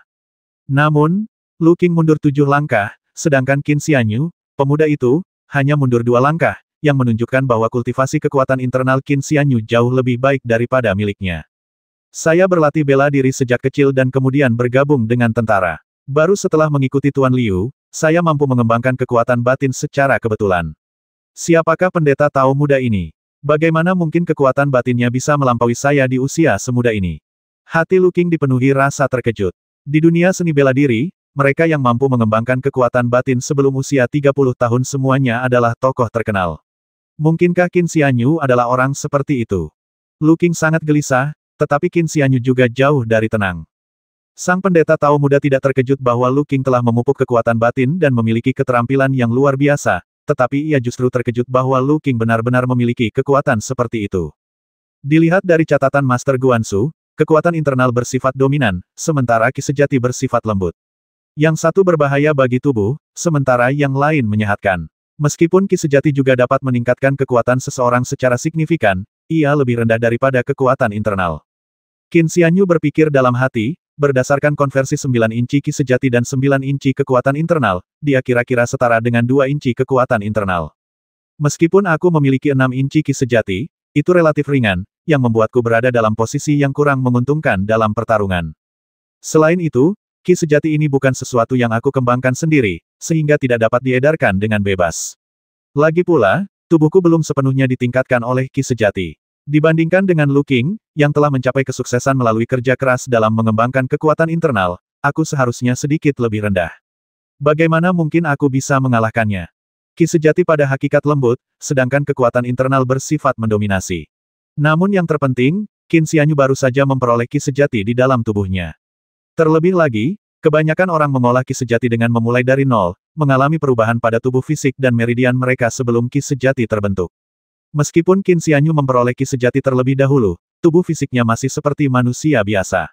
Meskipun ia menerima nutrisi dari air spiritual dan Qi sejati, kualitasnya masih sedikit lebih rendah. Sebaliknya, Lu Qing mengolah sendiri kekuatan batinnya, menciptakannya dari ketiadaan, mengubah Qi dan darahnya menjadi kekuatan batin, sehingga terbentuklah fondasi yang kokoh. Qin Xianyu menganggap dirinya sebagai orang kaya dengan harta yang sangat besar, tetapi dia hanya mewarisi warisan pendeta Tao Guansu dan tidak memiliki pengalaman dalam menghasilkan uang, apalagi mengetahui cara mengelola tambang emas ini. Di sisi lain, Lu Qing tidak sekaya Qin Xianyu. Meskipun kekayaannya sedikit lebih rendah, uangnya diperolehnya sendiri. Ia berpengalaman dalam menghasilkan uang dan tahu cara menggunakannya. Justru karena baja berkualitas baik digunakan pada bilah pedangnya, Lu Qing, yang telah mengalami pertempuran yang tak terhitung jumlahnya dan menghadapi banyak musuh, jelas lebih menonjol dalam hal ini. Secara logika, Qi sejati itu lembut, dan Qi sejatiku yang setinggi 15 cm bukanlah sesuatu yang kukembangkan sendiri. Akan sangat bagus jika aku bisa bertarung setara dengan Lu Qing, yang memiliki kekuatan batin setinggi 5 cm. Namun, dia mundur 7 langkah, sementara aku hanya mundur 2 langkah, yang jelas menunjukkan bahwa aku lebih unggul. Qin Xianyu diam-diam terkejut, dan secercah inspirasi menyambarnya. Mungkinkah itu serangan pedangku? Pedang Dao yang tercatat dalam penjelasan sejati ilmu pedang merupakan teknik ilahi dan magis, sementara penjelasan awal ilmu pedang sederhana dan mudah dipahami. Namun, bagaimana mungkin pedang ini kurang bermutu jika dapat berfungsi sebagai bab pengantar penjelasan sejati ilmu pedang? Guru Guansu mungkin sudah menduga betapa hebatnya penggunaan pedang ini, itulah sebabnya beliau menyuruhku fokus hanya pada latihan pedang ini, tanpa mempelajari teknik tubuh, keterampilan pedang, atau memahami jalur pedang. Tetapi serangan pedang ini sederhana dan mudah dipahami dari mana penerapannya yang halus berasal. Qin Xianyu samar-samar menangkap secerca inspirasi, tetapi pengetahuannya tentang seni bela diri terbatas, dan secerca inspirasi itu memudar. Namun, ia telah menghafalnya dengan saksama dan bertekad untuk menguasai misteri teknik pedang ini begitu ia mencapai kesuksesan dalam pelatihannya di masa depan. Qin Xianyu mengingat hal ini sebelum berkata kepada Lu Qing, kekuatan batin Komandan Lu sangat dalam, dia memang tangguh. Lu Qing tersenyum kecut dan berkata, jangan remehkan aku. Aku telah melalui banyak pertempuran, dan aku baru berhasil mengembangkan kekuatan batin beberapa tahun yang lalu. Sekarang aku hanya bisa mengembangkan kekuatan batinku sejauh 2 inci dari tubuhku, tapi aku tetap bukan tandinganmu, Taois muda. Kaulah guru sejati. Qin Xianyu memfokuskan energi batinnya pada matanya dan dapat melihat bahwa Lu Qing memiliki kekuatan batin 2 inci. Hal ini tidak akan mudah dalam keadaan normal, tetapi kini jelas baginya bahwa Lu Qing sedang menggunakan kekuatan batinnya. Di sisi lain, Lu Qing tampaknya tidak dapat melihat bahwa ia memiliki energi batin 6 inci, atau mungkin ia salah mengira energi batin sebagai energi sejati. Qin Xianyu tidak mengungkapkannya, tetapi hanya tersenyum tipis dan berkata, meskipun aku tidak tahu banyak tentang pedang, pedang ini jelas luar biasa. Karena sudah rusak parah, bukankah aku harus menggantinya? Tidak perlu, Lu Qing tertawa. Pedang baja yang ditempa 100 kali, tuanku, tidak akan menghukumku untuk itu. Lu Qing menyarungkan pedang panjang dan sempitnya sebelum melanjutkan memimpin jalan, mengobrol dengan Qin Xianyu di sepanjang jalan. Kali ini, topiknya tentu saja seni bela diri. Hati Qin Xianyu sedikit tergerak. Ia tidak mengenali bahan pedang itu, tetapi pedang itu ditempa dari baja murni, jelas merupakan senjata yang luar biasa. Namun, setelah berbenturan dengan pedang Lu Qing, pedang itu langsung hancur, sementara pedang panjang dan sempit Lu Qing tetap utuh. Pedang panjang dan sempit itu lebarnya sekitar 3 jari, warnanya gelap bernuansa kemerahan. Saat disarungkan, kilau kemerahannya berkedip-kedip sebentar-sebentar, jelas menunjukkan bahwa itu bukan senjata biasa. Ketika aku melihat luka-luka penjahat itu dan dahan pohon yang patah, aku tahu kau punya kemampuan luar biasa. Tapi ketika kami datang ke sini dengan kereta kuda, kulitmu sehalus kulit gadis muda, jelas menunjukkan kau belum pernah berlatih bela diri. Kupikir aku salah menilaimu. Lu Qing tertawa dan berkata, baru saja aku melihatmu mengulurkan tangan untuk meminjam pisau dariku. Hei, bagaimana mungkin anak laki-laki biasa berani membawa pisau? Lagi pula, pisau itu berat sekali, dan anak laki-laki biasa tidak bisa menggunakannya dengan mudah. Aku melihatmu datang untuk meminjam pisau tanpa ragu, jadi aku hanya mengujimu karena penasaran.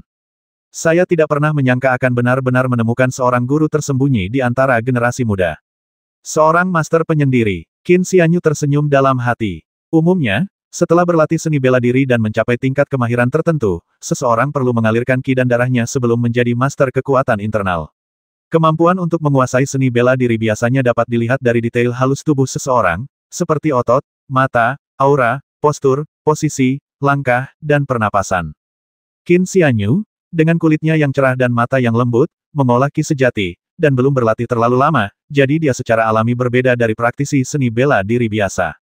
Dalam beberapa bulan lagi, mungkin energi sejatiku akan dapat sepenuhnya dan sempurna seimbang. Dengan bantuan pil giok, mungkin tidak akan terlalu lama. Saat itu, tubuh saya mampu beradaptasi dengan ki sejati, dan bahkan membiarkan ki sejati mengubah tubuh saya. Saat itulah saya menjadi seorang praktisi Tao sejati. Ini hal yang cukup aneh. Kebanyakan orang hanya menggunakan pikiran mereka untuk menyebabkan perubahan dalam tubuh mereka dan menghasilkan energi sejati. Tapi saya memiliki energi sejati, dan kemudian saya menggunakannya untuk meningkatkan perubahan halus dalam tubuh saya. Sebelum mereka menyadarinya, mereka telah tiba di ruang belajar Tuan Liu di mana ia meninjau dokumen-dokumen. Liu Jun adalah gubernur prefektur Fengsing, yang bertanggung jawab atas semua urusan. Sebuah sungai besar, bernama Sungai Huai, membelah dinasti kebajikan agung menjadi tepi utara dan selatan. Di sebelah selatan Sungai Huai, terdapat 6 prefektur di sepanjang Sungai Huai, dan prefektur Fengsing adalah salah satunya. Dinasti kebajikan agung hanya memiliki 10 prefektur, dan para prefek adalah orang-orang paling berkuasa di setiap prefektur. Meskipun mereka tidak bertugas di ibu kota dan tidak memiliki kekuasaan militer, mereka berada di urutan kedua setelah kaisar dan memiliki kekuasaan yang bahkan lebih besar daripada pejabat tingkat pertama di istana. Qin Xianyu mengira orang seperti itu akan sangat mendominasi dan bermartabat, tetapi setelah bertemu dengan gubernur ini, harapannya berubah total. Gubernur prefektur ini, yang bertanggung jawab atas seluruh prefektur, tampak seperti seorang cendekiawan berkelas berjubah putih. Kulitnya cerah dan tampaknya baru berusia 30 tahun, belum 40 tahun. Ia tampak seperti seorang cendekiawan, dan penampilannya memang agak mirip dengan Nona Liu. Namun, setelah diamati lebih dekat, Qin Xianyu merasakan bahwa di balik sikapnya yang lembut terdapat aura yang agung dan mengesankan, kemungkinan aura seseorang yang telah memegang jabatan tinggi selama bertahun-tahun. Qin Xianyu membungkuk sedikit dan berkata, Taois Qin Xianyu yang rendah hati ini memberi hormat kepada Tuan Liu. Liu Jun dengan lembut meletakkan pena dan buku di tangannya sebelum mengangkat kepalanya, tersenyum tipis, dan berkata, Putra Qin Mingjin memang seorang pahlawan muda. Kudengar kau menyembuhkan racun ular bernoda darah beberapa waktu lalu, yang membuatmu terkenal. Lu Qing sangat memujimu. Butuh usaha yang cukup besar untuk mengundangmu ke sini. Qin Xianyu berkata, Tuan Liu, Anda terlalu baik. Anda sibuk dengan banyak urusan negara, mengelola urusan prefektur, dan memberi manfaat bagi rakyat. Sekarang putri Anda sedang sakit, sudah sepantasnya kami melakukan bagian kami. Liu Jun terkekeh pelan, mengabaikan pertanyaan itu, merenung sejenak, lalu berkata, sebenarnya, aku mengundangmu ke sini karena ada hal lain yang ingin kutanyakan padamu. Mendengar ini, sepertinya ia bertanya sesuatu sambil mengobati penyakitnya, tetapi Qin Xianyu sedikit terkejut dan mengerutkan kening dalam hati. Mengobati penyakit itu satu hal, tetapi mengapa seorang pejabat tinggi dari prefektur ingin menemuinya? Ia cerdas dan menyadari bahwa masalah ini sangat penting. Ia berpikir dalam hati, tidak, meskipun aku menyembuhkan bisa ular bernoda darah, aku tidak terkenal sebelumnya, dan aku masih terlalu muda. Lu Qing telah datang kepadaku, jadi masalah ini mungkin lebih penting. Pengobatan penyakitnya harus ditunda. Apa yang mungkin lebih penting daripada menyembuhkan penyakit aneh Nona Liu? Liu Jun terbatuk pelan, lalu setelah jeda yang lama, ia berkata, di dunia ini, ada praktisi bela diri yang berkelana. Prefektur Fengsing juga memiliki beberapa praktisi bela diri. Namun, dalam 2 tahun terakhir, praktisi bela diri sering menghilang di prefektur Fengsing, dan nasib mereka tidak diketahui. Dia berhenti sejenak, menatap Qin Xianyu, dan berkata, masalah ini agak berhubungan denganmu. Jantung Qin Xianyu berdebar kencang. Mungkinkah urusan para pahlawan muda itu telah terbongkar? Ia diam-diam mengalirkan energi batinnya untuk menekan emosinya dan menenangkan diri. Liu Jun berkata dengan suara berat, sebagian besar orang hilang ini ada hubungannya dengan ayahmu, Qin Mingjin, tetapi mereka semua menghilang di prefektur Fengsing. Awalnya aku pikir ini pasti ada hubungannya denganmu, tetapi sekelompok orang menghilang beberapa hari yang lalu, jadi mungkin itu hanya kebetulan. Qin Xianyu bahkan lebih terkejut. Kelompok orang yang menghilang baru-baru ini mungkin adalah para pahlawan muda itu, tetapi mereka yang menghilang sebelumnya semuanya terkait dengan ayahnya. Ya, keterampilan medis ayah memang luar biasa, ia menyembuhkan banyak praktisi bela diri dan mengenal banyak orang.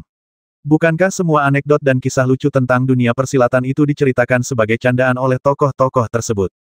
Selama bertahun-tahun, Qin Xianyu kehilangan kedua orang tua dan gurunya. Tak satu pun mantan teman atau tokoh terkenal di dunia seni bela diri yang pernah muncul. Pendeta Tao muda itu awalnya mengira itu adalah kasus orang-orang yang melupakan satu sama lain setelah mereka pergi, tetapi tampaknya ada alasan lain di baliknya. Mungkinkah memang ada yang salah dengan penyakit-penyakit yang disebut itu? Tapi bagaimana dengan para praktisi bela diri ini? Apakah ada yang mengintai, menunggu untuk menangkap mereka? Banyak pikiran yang berkecamuk dalam benak Qin Xianyu, tetapi dia cepat-cepat menepisnya. Orang-orang itu semuanya seniman bela diri, kebanyakan ahli dalam sirkulasi ki dan darah, dengan sedikit yang memiliki kekuatan batin. Untuk menangkap mereka, keterampilan bela diri mereka haruslah luar biasa, dan siapa yang punya waktu luang atau dendam mendalam untuk menunggu mereka selama 2 tahun. Semua teman ayahnya telah menghilang, jadi mengapa dia, putra satu-satunya Qin Mingjin, tidak terluka? Liu Jun menatapnya dengan saksama dan berkata, Lu Qing bilang kau bisa mematahkan tinju penjahat dengan ranting setebal 2 jari. Kemampuan bela dirimu sungguh mengesankan. Apa kau belajar itu dari teman-teman lama ayahmu? Qin Xianyu berpikir sejenak, lalu akhirnya menjawab dengan suara pelan, aku punya kesempatan lain, dan aku tidak diajari oleh seorang guru bela diri. Adapun orang-orang yang ayahku kenal di masa lalu, aku belum pernah bertemu mereka sejak ayahku meninggal. Liu Jun menghela napas, melambaikan tangannya, dan berkata, masalah ini cukup penting. Ibu kota telah berulang kali mendesak kita untuk menyelesaikan kasus ini. Saya datang kepada Anda karena saya sedikit cemas. Jangan khawatir, saya akan mencari petunjuk lain. Yakin bahwa masalah ini pasti ada hubungannya dengan ayahnya, dan mengingat bahwa sebagian besar praktisi seni bela diri datang ke prefektur Fengsing karena ayahnya, Qin Mingjin, perasaan muram menyelimuti hati Qin Xianyu. Baiklah, mari kita kesampingkan hal-hal ini untuk saat ini. Liu Jun tersenyum dan berkata, alasan utama saya mengundang Anda ke sini hari ini adalah untuk mengobati penyakit Anda. Saya ingin tahu apakah Anda, dokter ajaib kecil saya, punya petunjuk. Faktanya, Gubernur Prefektur juga tidak punya banyak harapan.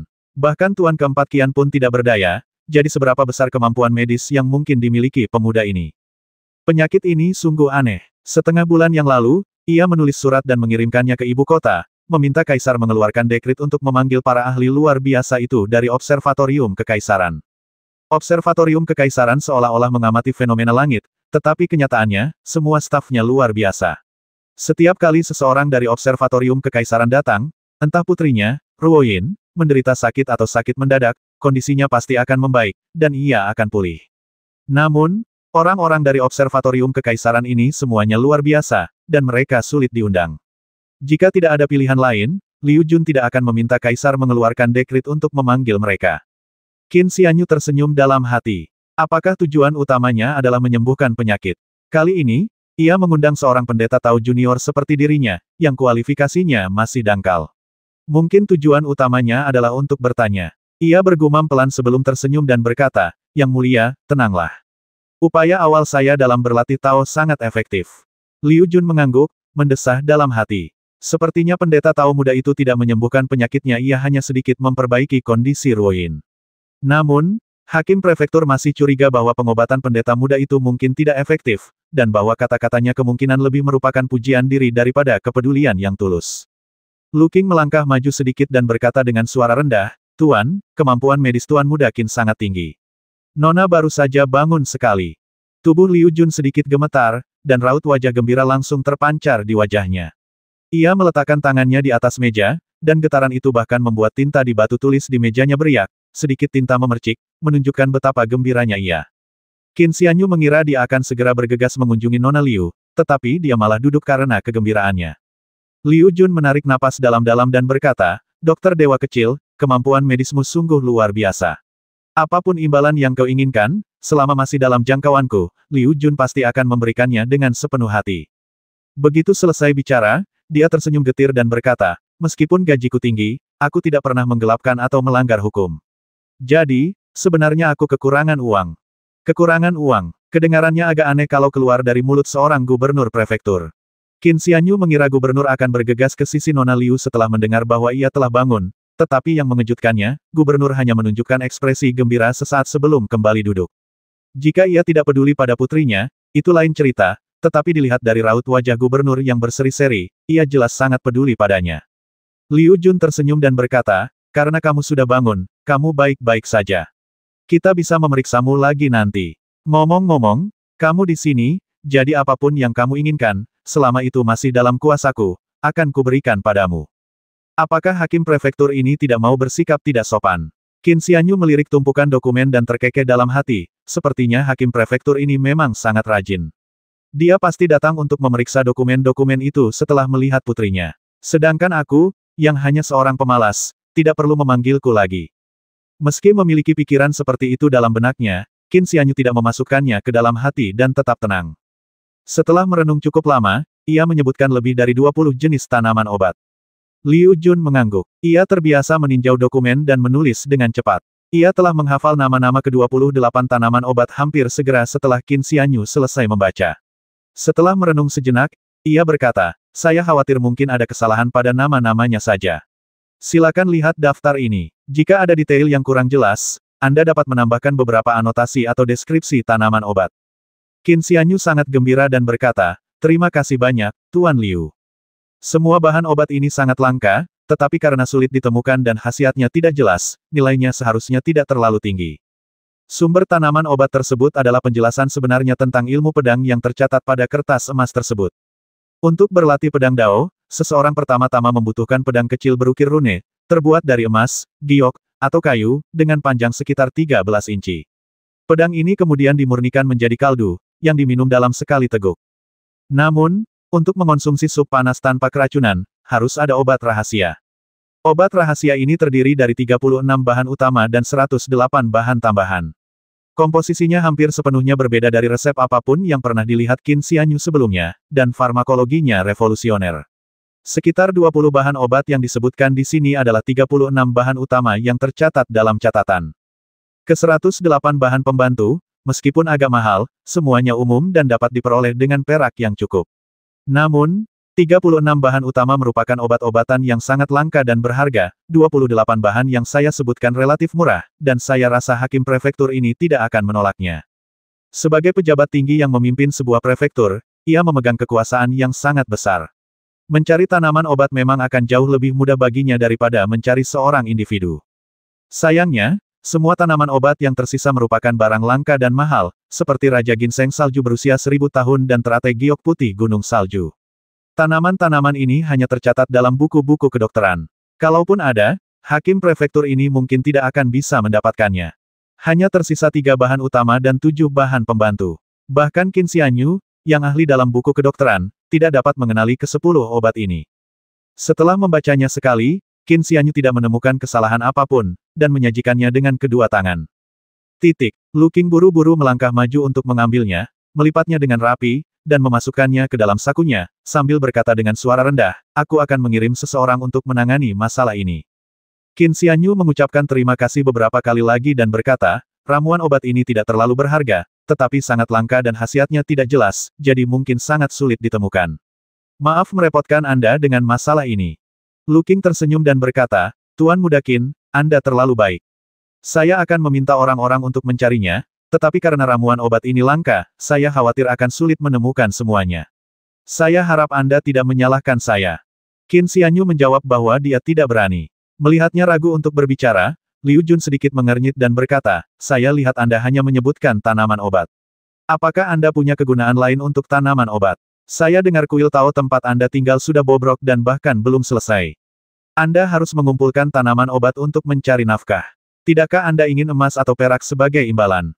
Qin Xianyu sudah memiliki lebih dari 200 tael perak, jadi wajar saja jika ia tidak khawatir soal makanan dan minuman.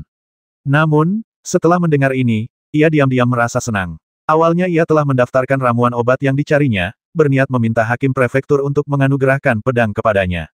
Namun, karena sudah mendaftarkan ramuan-ramuan itu, ia tidak mungkin memintanya lagi. Dilihat dari perkataan Tuan Liu, tampaknya dia tidak peduli dengan tanaman obat ini dan dapat memberikannya sebagai hadiah di tempat lain. Qin Xianyu menarik napas dalam-dalam dan berkata, aku ingin mendapatkan pedang kecil, panjangnya sekitar 30 cm, yang ditempa dari emas. Jika pedang itu ditempa dari batu giok murni, itu akan lebih baik. Pedang emas. Pedang giok. 1 kaki dan 3 inci. Pedang emas yang panjangnya 1 kaki dan 3 inci cukup berat dan berharga. Liu Jun sedikit mengernyit. Lu Qing menatap Qin Xianyu dengan penuh arti. Baiklah, kata Liu Jun, aku masih punya tabungan. Kalau kita kumpulkan semua sumber daya kita bisa menempa pedang emas kecil. Tapi bagaimana dengan pedang gioknya?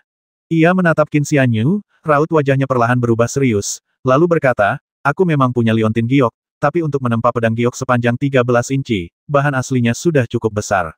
Giok murni memang mahal, liontin giok kecil harganya 10 atau 100 keping emas lebih mahal.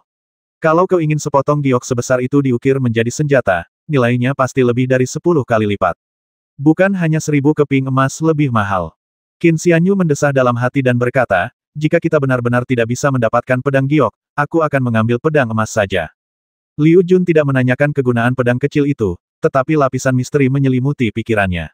Ia berpikir, giok bukanlah sesuatu yang bisa dimiliki orang biasa. Apa yang diinginkan pendeta tahu muda ini dengan pedang giok itu? Giok halus dipercaya memiliki manfaat kesehatan, dan umumnya dikenakan oleh orang-orang berstatus tinggi. Meskipun pengadilan saat ini telah melonggarkan pembatasan, mengizinkan siapapun dengan pangkat dan status resmi untuk memakainya, giok tetap lebih berharga dan bernilai daripada emas, dan bukan sesuatu yang dapat dimiliki oleh orang biasa. Bila seorang miskin memakai liontin giok, pikiran pertama semua orang pastilah ia telah mencurinya. Hal ini terjadi karena adanya perbedaan status. Makam-makam dinasti sebelumnya sering dijarah, tetapi para perampok makam tersebut kebanyakan mengambil perhiasan emas dan perak, sementara batu giok dibuang seperti sampah. Hal ini karena mengenakan batu giok tidak sesuai dengan status dan kedudukan seseorang, dan malah mendatangkan masalah. Itu seperti mengenakan jubah naga tanpa memegang jabatan resmi apapun, itu akan menjadi pelanggaran hukum. Mendengar kata pedang giok, hati Lu Qing tergerak. Ia merenung sejenak dan berkata, giok sangat berharga dan kebanyakan dipakai oleh bangsawan.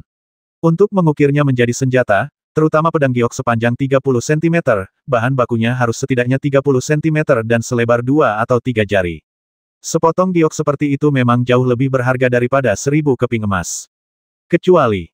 Qin Xianyu buru-buru bertanya, kecuali apa? Lu Qing melirik Liu Jun, dan baru setelah gubernur prefektur mengangguk setuju, dia berkata, kecuali kita pergi ke ibu kota. Ibu kota adalah ibu kota dinasti agung yang berbudi luhur, tempat berkumpulnya orang-orang berkuasa dan mulia, dan tempat kemakmuran tak terbatas. Jika kita berbicara tentang emas, perak, permata, dan barang-barang langka dan eksotis, ibu kota adalah pilihan pertama. Lu Qing berkata dengan sungguh-sungguh, 100 hari lagi, akan ada pertemuan besar di ibu kota, dan konon semua orang berbudi luhur akan pergi ke sana. Pertemuan besar, para Master Dao. Qin Xianyu sedikit terkejut, lalu tak bisa berhenti memikirkan gurunya, Guansu. Jika gurunya tahu tentang ini, dia pasti akan sangat gembira, tapi sayangnya. Legenda mengatakan bahwa kaisar pendiri dinasti kebajikan agung pernah memperoleh lukisan orang-orang abadi, yang dikenal sebagai lukisan orang abadi melihat gunung dan sungai.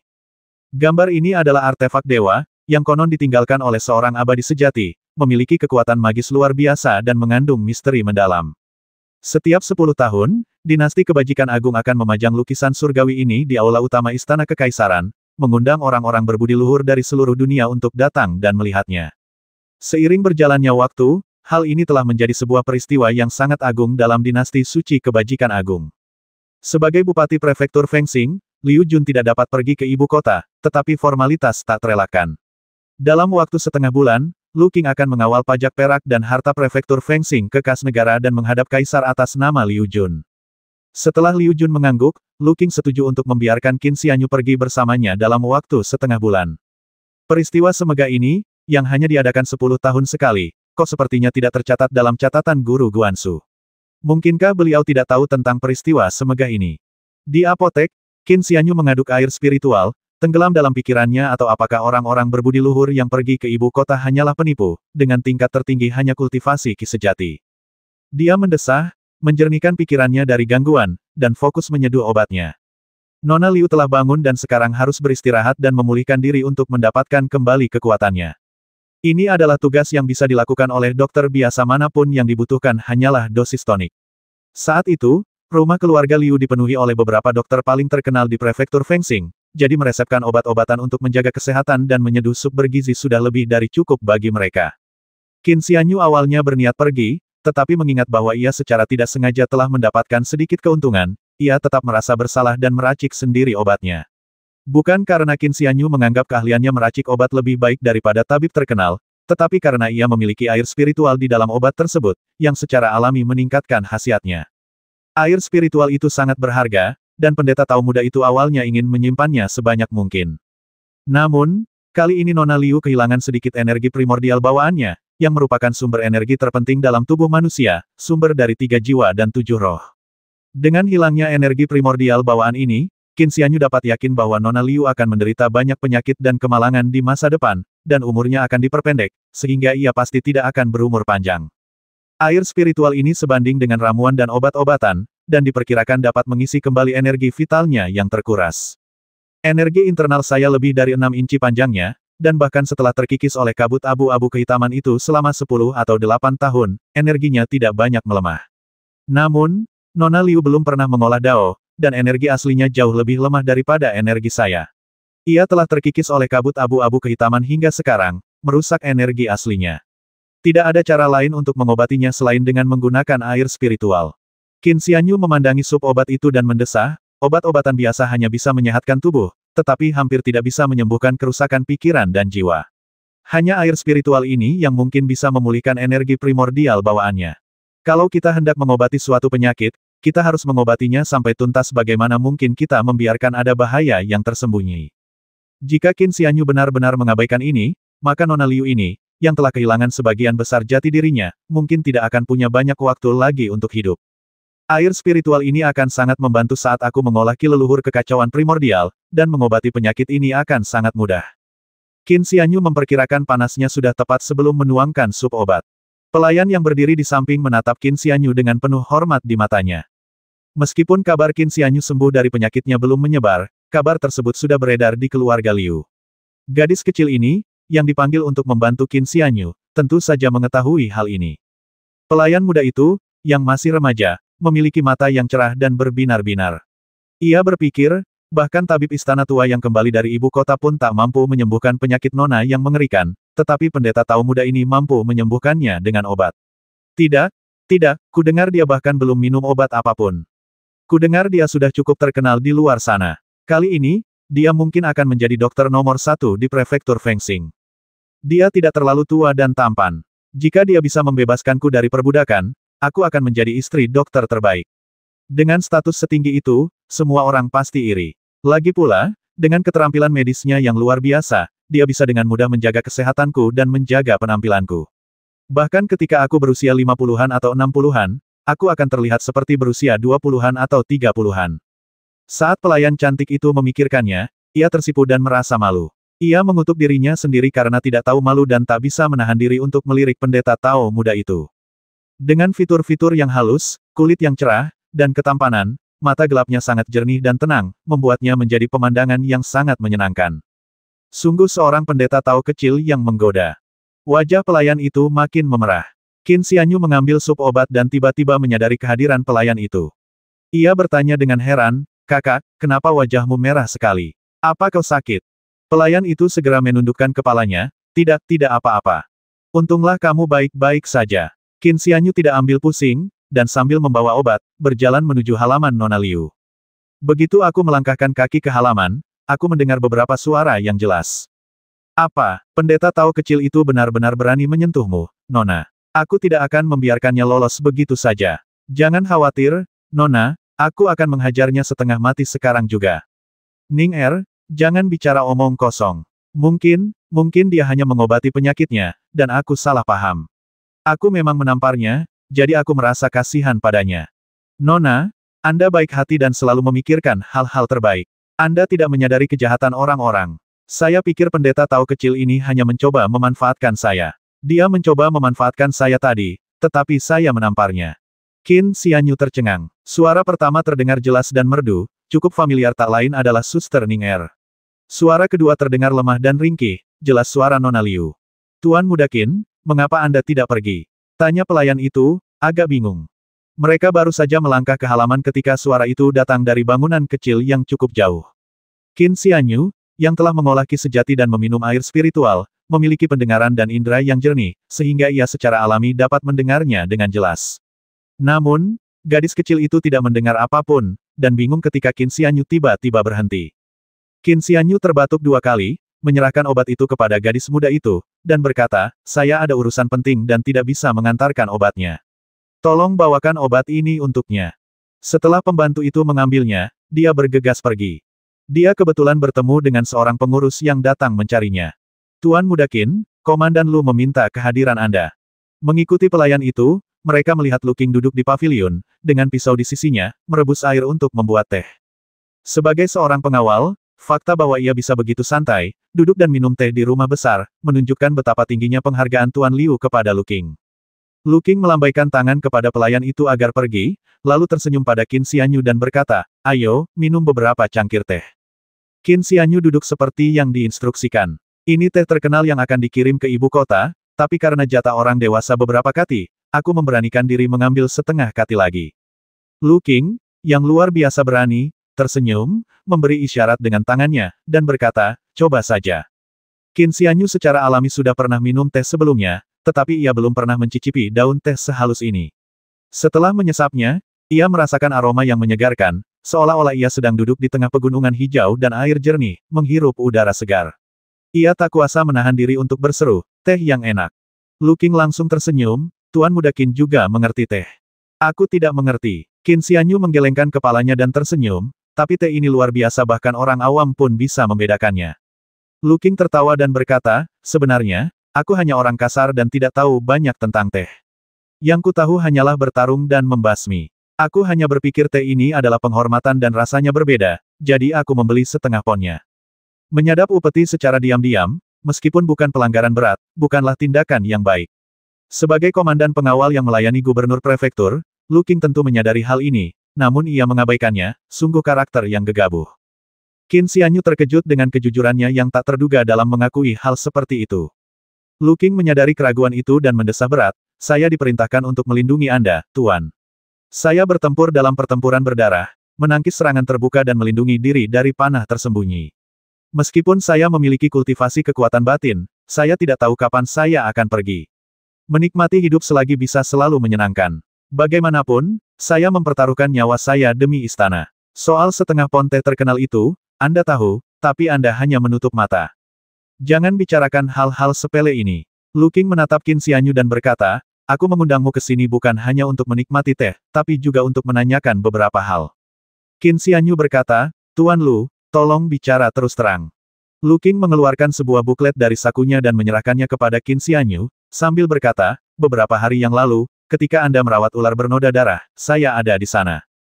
Karena penasaran, saya memerintahkan seseorang untuk menyelidiki. Ternyata apotek Dade menghindari pajak dan menggunakan bahan obat yang kualitasnya rendah. Kasus seperti itu sudah banyak sekali, dan sudah ditutup. Namun, ketika berita itu sampai kepada Anda, Tuan, Anda memerintahkan penyelidikan menyeluruh terhadap semua apotek." Lu Qing menatapnya dengan saksama dan berkata, "Di antaranya adalah apotek keluarga Qin Anda."